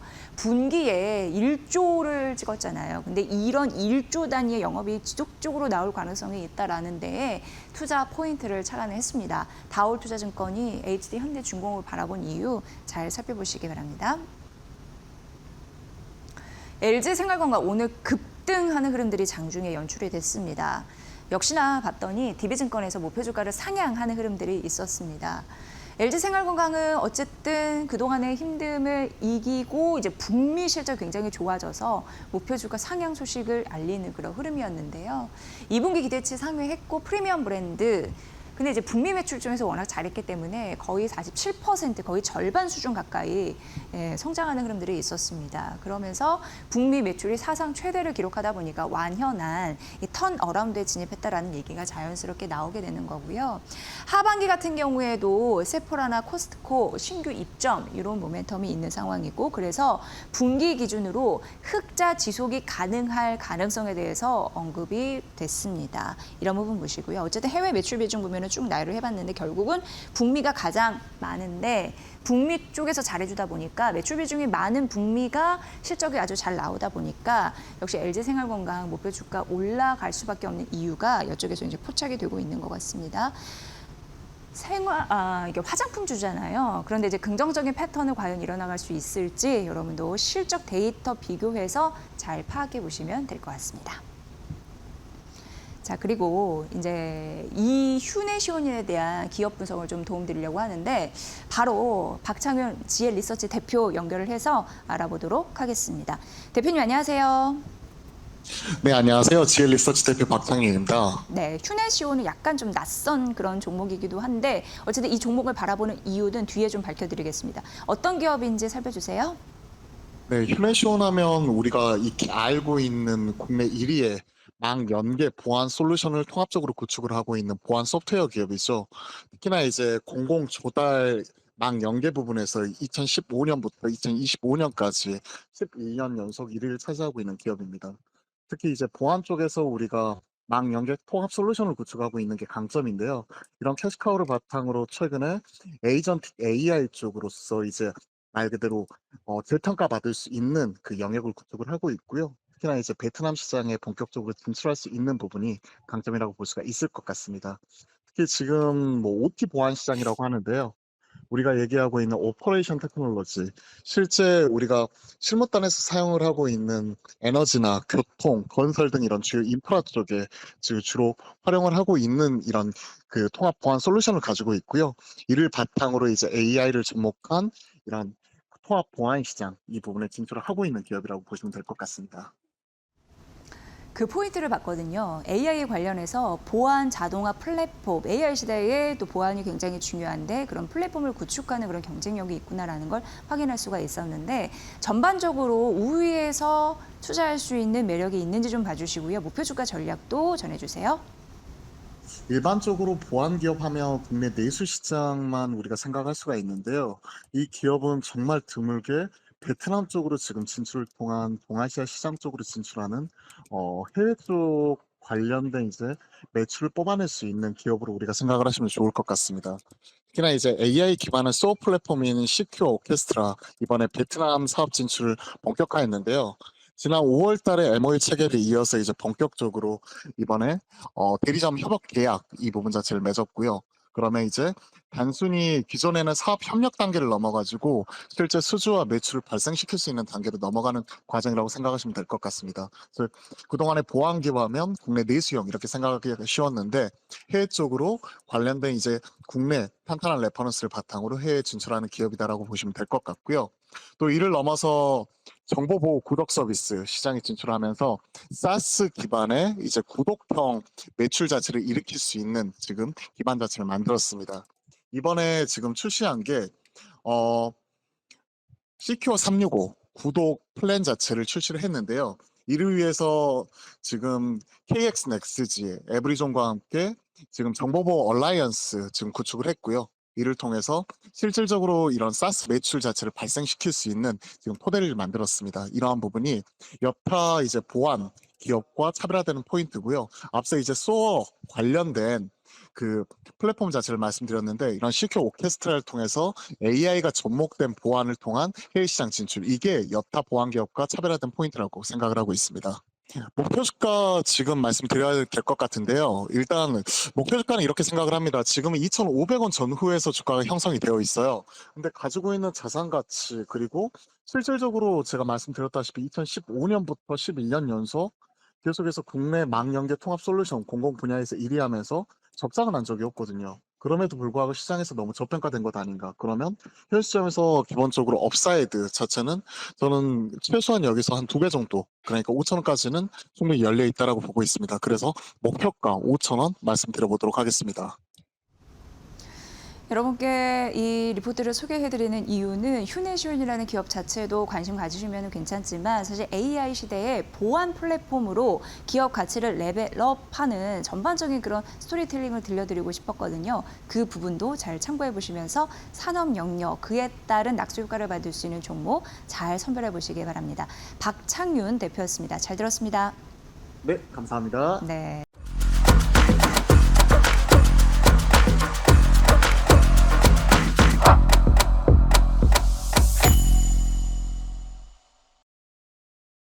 전반적인 힘, 이 V자 반등이 8월에도 이어질 수 있을지 굉장히 궁금하시잖아요. 그래서 오늘 전략을 전문가의 입을 통해서 조금 더 구체화해 보도록 하겠습니다. LS증권 염승환 이사 연결해 봅니다.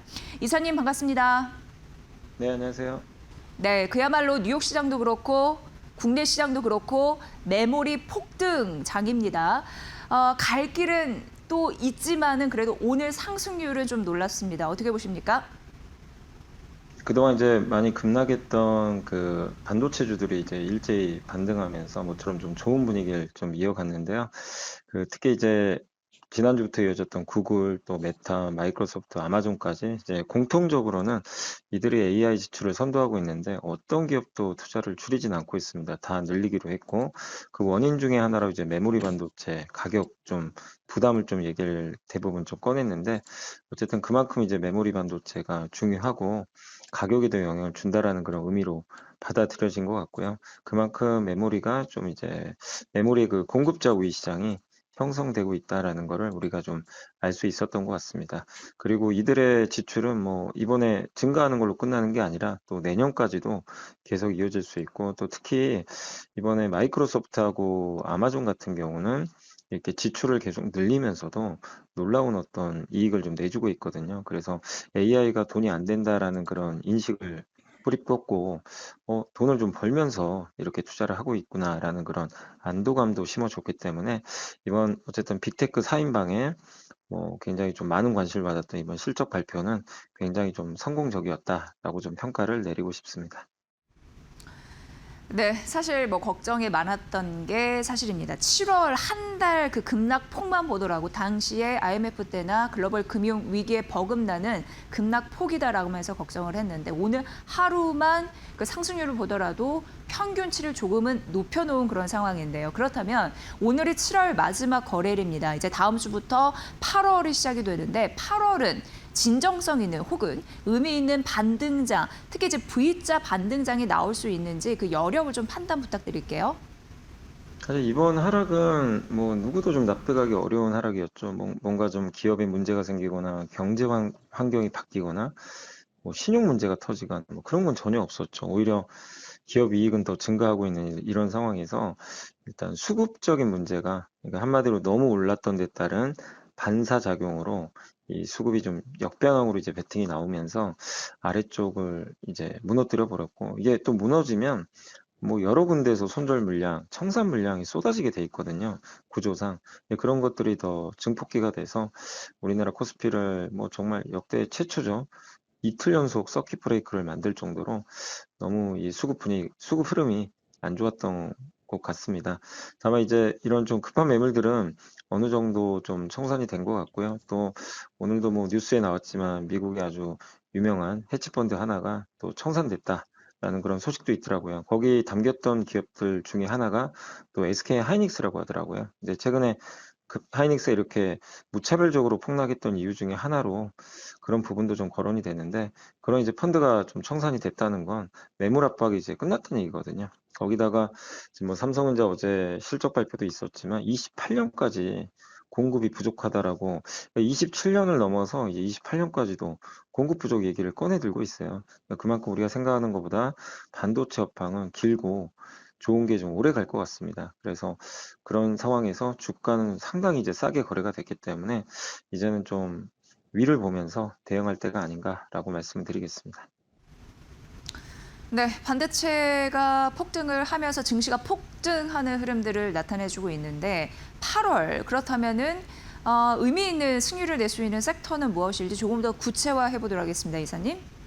사실 지금은 어떤 전략이 필요한 건 아니고요. 이제 뭐 이번에 용기 내신 분들도 있지만 사실 쉽진 않았고 사실 그 내려갈 때 뭐 손절하신 분도 계시고 그냥 끝까지 버티겠다고 맘먹은 분도 계실 텐데 이게 올라갈 때도 그냥 오르는 게 아니라 이게 폭락장 후에는 V자 반등이 나옵니다. 급격하게 반등을 시작을 해버리거든요.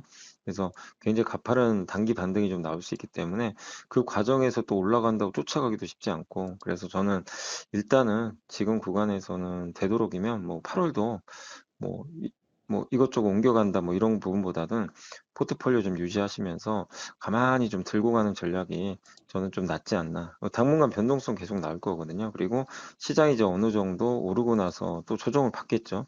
그러면서 바닥을 어딘지 좀 또 확인하는 과정들이 한 번 더 나올 수는 있어요. 뭐 급격한 하락보다는 반등 후에 한 번의 조정 후에 바닥 다지고 이제 추세 전환하는 그런 모습으로 좀 전개가 될 것 같기 때문에 단기적으로 8월 아마 중순까지는 이렇게 일단은 급반등 나오면서 회복 시도를 좀 할 것 같아요. 그래서 이런 구간에서는 포지션을 좀 유지를 하시면서 들고 가시면 되겠고, 다만 이제 뭐 포트폴리오 구성 측면에선 어쨌든 AI가 주인공은 맞거든요. 그래서 AI를 좀 중심으로 좀 잡고, 그다음 우리나라에서도 좀 돈 잘 버는 기업들 많잖아요. 뭐 이번에 조선주, 전력기기, 뭐 화장품 이런 섹터들 다 실적들 나쁘지 않더라고요.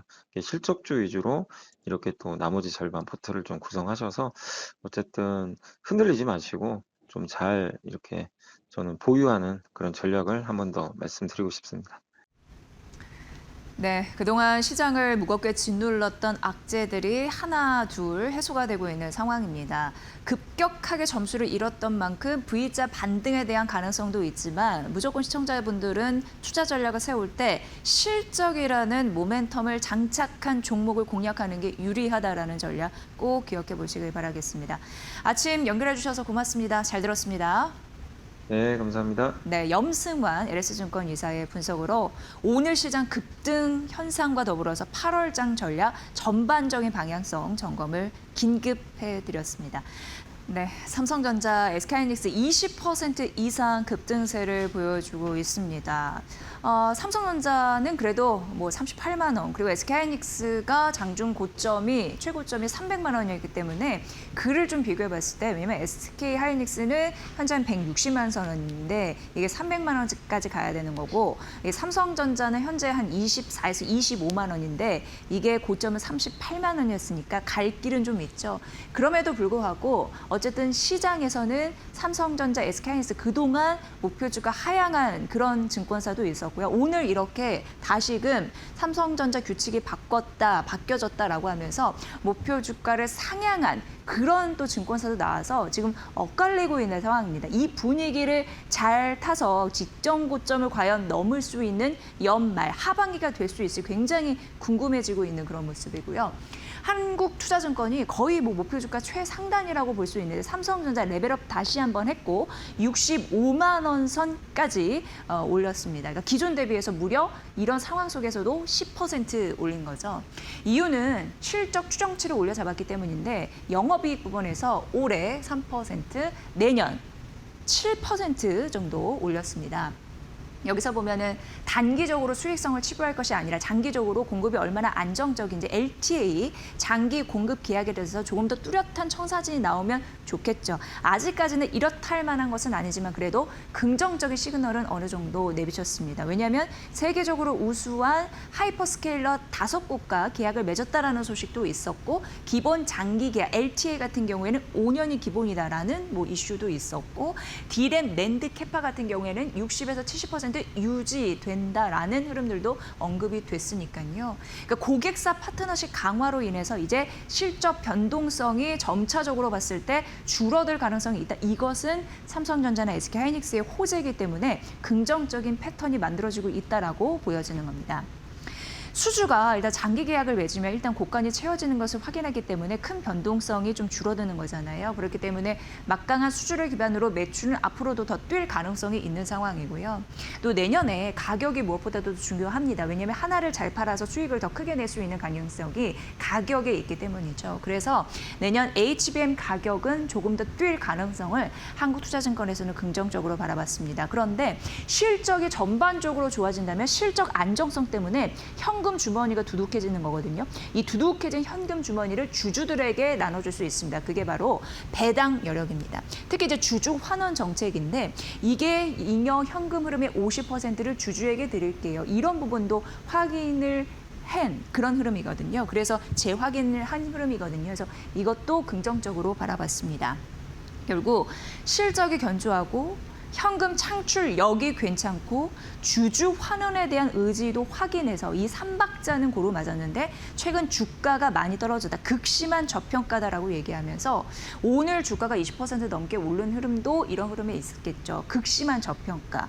그걸 타고 올라가고 있는 와중에 이제 규칙이 바뀌었다면서 조금 더 자신 있게 공격적으로 목표 주가를 상향한 한국투자증권의 리포트가 의미가 있어서 여러분께 좀 소개를 해드렸습니다. 앞으로도 목표 주가 하향이나 상향 소식은 발빠르게 좀 전해드릴 것을 약속드리고요. 골드만삭스에서도 올렸습니다. 크게 올린 건 아니지만 그래도 올렸다라는 점을 좀 착안해봤고요. 주가가 많이 떨어졌습니다. 오늘 제외하고 한 달 새 40% 이상 급락을 했었는데 여기 골드만삭스에서도 삼성전자를 바라보면서 펀더멘털이 전혀 훼손되지 않았다라는 것을 얘기를 했고요. 그러한 이유를 5가지로 얘기를 했습니다. 앞서서 약간 겹치는 부분은 있을지 몰라도 좀 간결하게 정리를 했고요. AI 서버 수요가 강한데 재고가 2주에서 3주치로 봤을 때 최저치를 기록을 하고 있는 상황이고 서버 디램 비중 같은 경우는 사상 최고치를 기록을 하고 있다고 합니다. 지금 에이전틱 AI 시대이잖아요. 그렇기 때문에 타이트한 수급 이런 부분이 공급 같은 경우는 28년 동안 굉장히 줄 것이다. 그러면서 수요가 막강하게 붙을 거니까 어쨌든 갑 중에 갑의 역할은 지속될 것이다라는 게 이게 공통된 증권사의 의견이긴 합니다. 28년까지 지속이 될 것이다라는 가능성 언급이 됐고요. 또 LTA 장기 계약 5년이 기본이다라는 말씀을 앞서서 좀 드렸는데 생산능력에서 60에서 70%를 가져가기 때문에 안정적인 실적 성장에 대해서는 굉장히 우호적인 풍토인 건 맞는 것 같습니다. 그리고 여러 가지 조건은 걸어놨습니다. 왜냐하면 1등의 자리이고 그리고 갑 중에 갑 우위의 현상이 있기 때문에 우리는 5년 계약 LTA로 맞겠다. 선급금 내라. 그리고 하방. 이거를 좀 다지는 하한가 가격 같은 경우를 설정을 해놨기 때문에 우리로서는 유리한 조건을 내미로도 그들이 받아줄 수밖에 없는 그런 환경 이런 부분은 있습니다. 삼성전자는 HBM 쪽에서도 리더십을 발휘할 것으로 예상되는데 특정 섹터를 얘기하면 이제 HBM4 이쪽을 좀 주목하시는 부분이 있고요. 결과적으로 HBM 강자를 좀 이런 부분으로 리더십을 공고히 하면서 범용 D램 쪽의 위상까지 끌어올린다는 게 이들의 의지거든요. 그렇기 때문에 결과적으로 AI 메모리 시장 점유율의 1위를 차지할 것이다라는 목표 확고한 그런 상황이고요. 역시 특별 주주 환원에 대한 정책을 발표하는 것이 임박했다라는 점에서 도 향후 어떤 얘기가 나올지 굉장히 궁금한 그런 상황입니다. 다만 이제 JP모건에서는 48만 원에서 40만 원을 낮춰 잡은 흐름들이 있었는데 결국 결과적으로 우리의 마음으로 좀 틀렸으면 좋겠죠. 어쨌든 이렇게 좀 대비가 된다라는 거 해외 증권사의 시각까지 전해드렸습니다. 네, 삼성전기 보도록 하겠습니다. SK증권이고 목표 주가 흔들지 않았고 200만 원으로 유지를 했습니다. 일단 기판, 그러니까 메모리 반도체 같은 경우에도 LTA를 맺은 이유가 굉장히 경쟁력 우위에 있다는 걸 방증하는데 역시 기판도 LTA라고 해서 장기 계약 이런 걸 맺을 가능성이 있는 게 기술력 우위에 있고 이걸 원하는 업체들이 많기 때문에 이렇게 설명을 해드릴 수 있을 것 같고요. 여기가 조금 더 차별화되는 경쟁사 대비 글로벌 피어 대비 그러니까 경쟁사에 비해서 차별화되는 경쟁력이 좀 상당합니다. 부품가 올라갈 가능성이 있고 인베디드라고 해서 이거는 뭐 MLCC 같은 핵심 소재 이런 부분을 기판 안에 쏙 집어넣는 겁니다. 기판 위에 붙이는 게 아니라 기판 안에 들어가는 겁니다. 그렇기 때문에 조금 더 구동이 원활하면서 전력을 안정적으로 공급하면서 효율을 좀 가속화하는 그런 역할을 하겠다라고 보시면 될 것 같고요. 그 기판 시너지고 있고 실리콘 캐퍼시티 이런 성장성 이런 거에 대해서 삼성전기 최근에 많이 또 눈여겨지면서 최근 급락 이전에 그래도 상반기 주가 상승을 쭉 이끄는 촉매제가 됐었는데요. MLCC보다 조금 더 얇고 그리고 성능이 좋고 이것 때문에 AI 반도체에 대한 수요가 늘면 이런 부분으로 수요가 붙을 가능성이 있어서 삼성전기에는 굉장히 호재이다. 상반기 내내 좀 말씀드린 그런 이슈가 되겠습니다. 어찌됐건 2분기 서프라이즈 기록했고 3분기 좋을 것으로 예상되고 1년 사이에 3분기에는 130% 이상 성장력을 보일 수 있다라는 부분과 더불어서 영업이 올해 2조 가까이 내년은 3조 이상 튀어오르면 목표 주가와 연결돼 있는 그런 영업이익 추정치가 올라가고 있다는 점 말씀드립니다. 여기에서는 두 가지죠. MLCC와 기판 이쪽으로 나눠볼 텐데 대표적으로 MLCC 같은 경우에는 3분기 출하량이 늘면서 ASP 같은 경우에 평균 판매 단가인데 이게 올라갈 것으로 예상되는데 제가 이제 리포트를 보니까 한 7에서 9% 정도 하이싱글이라는 것은 이제 7에서 9% 정도 얘기를 하는 거거든요. 그 정도 올라갈 것으로 예상되고 저 제목에서 7년 만에 귀환이라는 것이 있는데 그게 뭐냐면 개당 가격이 5원을 상회하면서 7년 만에 이런 부분이 좀 회귀되면서 긍정적인 패턴을 만들어갈 가능성이 있다고 합니다. 그리고 기판 같은 경우에는 매출이 전분기 대비해서 30% 늘 가능성이 있다라고 하면서 향후 가격 인상폭이 실제 얼마나 제시되는지 주가 상승에 굉장히 중요한 요인이라고 하니까 이 부분도 참고해 보시면 될 것 같습니다. 7년 만에 긍정적인 변화 이후에 앞으로 주가가 눌렸는데 그걸 다 회복하면서 쭉 끌어올릴 수 있을지 역시 삼성전기에도 주목되는 점이다. 이런 점 말씀드리고요. LG 에너지 솔루션 보도록 하겠습니다. 아직까지 2차 전지 같은 경우에는 의미 있는 목표주가 상향 소식은 안 나오고요. 그러나 저 목표주가 떨어뜨리지만 그래도 하반기에는 모멘텀이 있는 요소들이 잡히고 있으니 큰 문제 없다라는 게 공통된 국내 증권사의 시각이 아닐까 싶습니다. 그러니까 전반적으로 목표주가 내릴 수 있어도 하방을 견딜 수 있는 그런 요소들이 존재하고 있다라는 것과 다름없죠. 일단 2분기 같은 경우에는 5개 분기만의 매출이 전년 분기 대비 동시 성장하는 흐름들은 있었습니다. 3분기 같은 경우에는 전년 동기 대비해서는 좀 떨어질 것을 자명하죠. 여러 가지 부수적인 안 좋은 부분이 있었으니까. 그럼에도 불구하고 전 분기 대비해서는 거의 100% 가깝게 성장을 일으킬 수 있는 매출단에서입니다. 이런 부분이 좀 눈여겨지는 상황이고요. 여기서 좀 보는 거는 유럽. 항상 전기차는 굉장히 긍정적으로 바라보는 게 이제 유럽 쪽이잖아요. 근데 유럽 공장 가동률이 60%를 회복했다라는 부분이 있고 GM 합작 공장 이런 부분이 이제 재가동되면서 이쪽에서도 좀 확보될 수 있는 여력이 있습니다. 그래서 중대형 전기차 마진 같은 경우에는 개선될 가능성이 있다라는 언급과 더불어서 북미 ESS 출하량이 전분기 대비해서 50% 늘 거고 세액 공제 같은 경우에도 큰 폭으로 증가할 가능성을 긍정적으로 바라봤습니다. 연간 1조 한 5천억 원 정도가 좀 목표라고 하는데 이걸 보면은 사실 이제 2분기 같은 경우에는 그러니까 3분기로 따져볼까요? 이게 2,247억 원이니까 조로 따지면 한 0.2조 원입니다. 그런데 연간으로 봤을 때 1조 5천억 원이 목표라고 했잖아요. 그러면 3분기가 0.2조 원인데 연간으로 1.5조 이 얘기인즉슨 4분기에 좀 드라마틱하게 증액이 되지 않겠느냐라는 계산을 할 수가 있습니다. 그래서 제목에서도 보시다시피 LG 엔솔은 지금은 좀 비실비실할 수 있어도 하반기에 실적에 대한 모멘텀이 좀 강하게 붙으면서 갈 수 있다는 게 연간 목표치에 좀 제시가 되고 있으니까 이 부분 투자 포인트로 삼아보시는 것도 나쁘지 않을 것 같습니다. 네, 그리고 이제 JP모건에서 LG 에너지 솔루션을 분석을 해서 잠깐 참고로 좀 말씀드리면 여기에서는 43만 원에서 40만 원으로 목표 주가를 소폭 좀 낮춰 잡았습니다. 유럽 실적 회복되는 흐름이 있고요. 테슬라 효과 받아가는 거 있고요. 2분기 원통형 배터리에 대해서 출하량이 좀 올라가는 흐름들, 목표치가 좀 상향 조정되는 흐름들이 있었고요. ESS 같은 경우에는 물량이 좀 하반기에 2배 이상 붙을 것으로 예상이 됩니다. 그리고 한국과 미국 46 시리즈 이런 부분에서 긍정적인 포인트가 좀 나타나고 있는데 이것이 내년 성장을 뒷받침할 가능성이 있다라는 부분입니다. 역시 JP모건에서도 목표주가 하향했지만 긍정적인 모멘텀은 잡힌다라는 게 리포트에 나와 있거든요. 이 부분도 참고해 보시죠. 그리고 이제 2차 전지 관련주 해서 대표적으로 포스코 퓨처엠과 삼성 SDI도 있는데 NH투자증권에서 오늘 아침에 2분기 실적을 분석하면서 물론 각각 목표 주가는 떨어뜨렸습니다. 하지만 이제 긍정적인 포인트는 하나씩 얘기를 해드리면 좋을 것 같아서 가져와 봤고요. 포스코 퓨처엠은 원래 이제 NH투자증권은 투자 의견이 중립이었거든요. 근데 이 수준을 유지한다라고 얘기했고 다만 이제 목표 주가는 기존 대비 한 22% 깎는 흐름들은 나타났습니다. 2분기 같은 경우에는 유가 영향 있어서 실적 관련해서는 기대치보다 좀 높게 나온 게 사실이었고요. 여기에서는 목표 주가는 떨어뜨렸지만 양극재, 음극재 이런 부분을 좀 순항을 하고 있는 상황이고 다만 밸류는 그래도 다른 종목 대비해서 좀 올라간 흐름들이 있어서 부담은 상존하고 있다. 이게 좀 희비가 엇갈리는 요소이고요.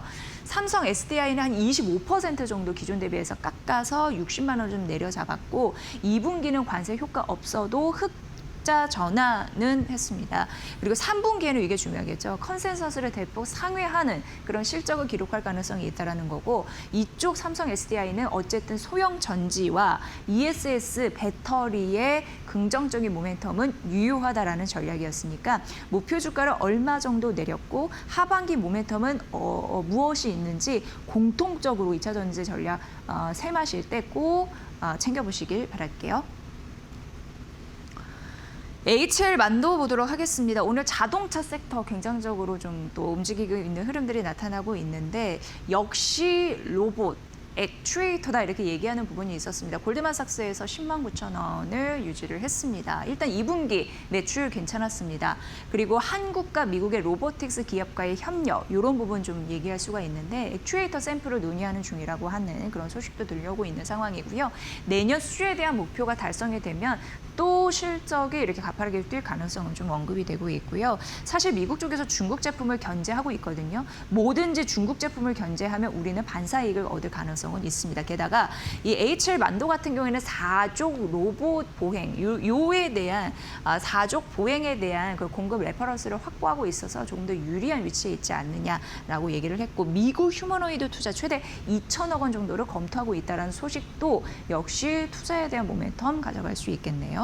연매출 한 10조 안 되는 그런 수준으로 바라보고 있는 상황인데 하반기에 비용에 대한 통제도 어느 정도 가능하다고 해서 들어가는 비용이 좀 낮아진다는 거는 실제 수익성에 어느 정도는 효과를 볼 수 있는 부분이거든요. 그래서 로봇 쪽에서 긍정적인 패턴을 만들어가고 있는 게 좀 확인되고 있으니까 이 부분 참고해 보시면 될 것 같습니다. 골드만삭스의 분석이었습니다. 마지막으로 이제 아모레퍼시픽인데 앞서서 저희가 하반기 8월 증시 긴급 진단해드리면서 염승한 이사 역시 이제 V자 반등이 되면 앞으로도 우리가 눈여겨볼 섹터가 있는데 그 중에 하나 이제 화장품주를 언급을 했거든요.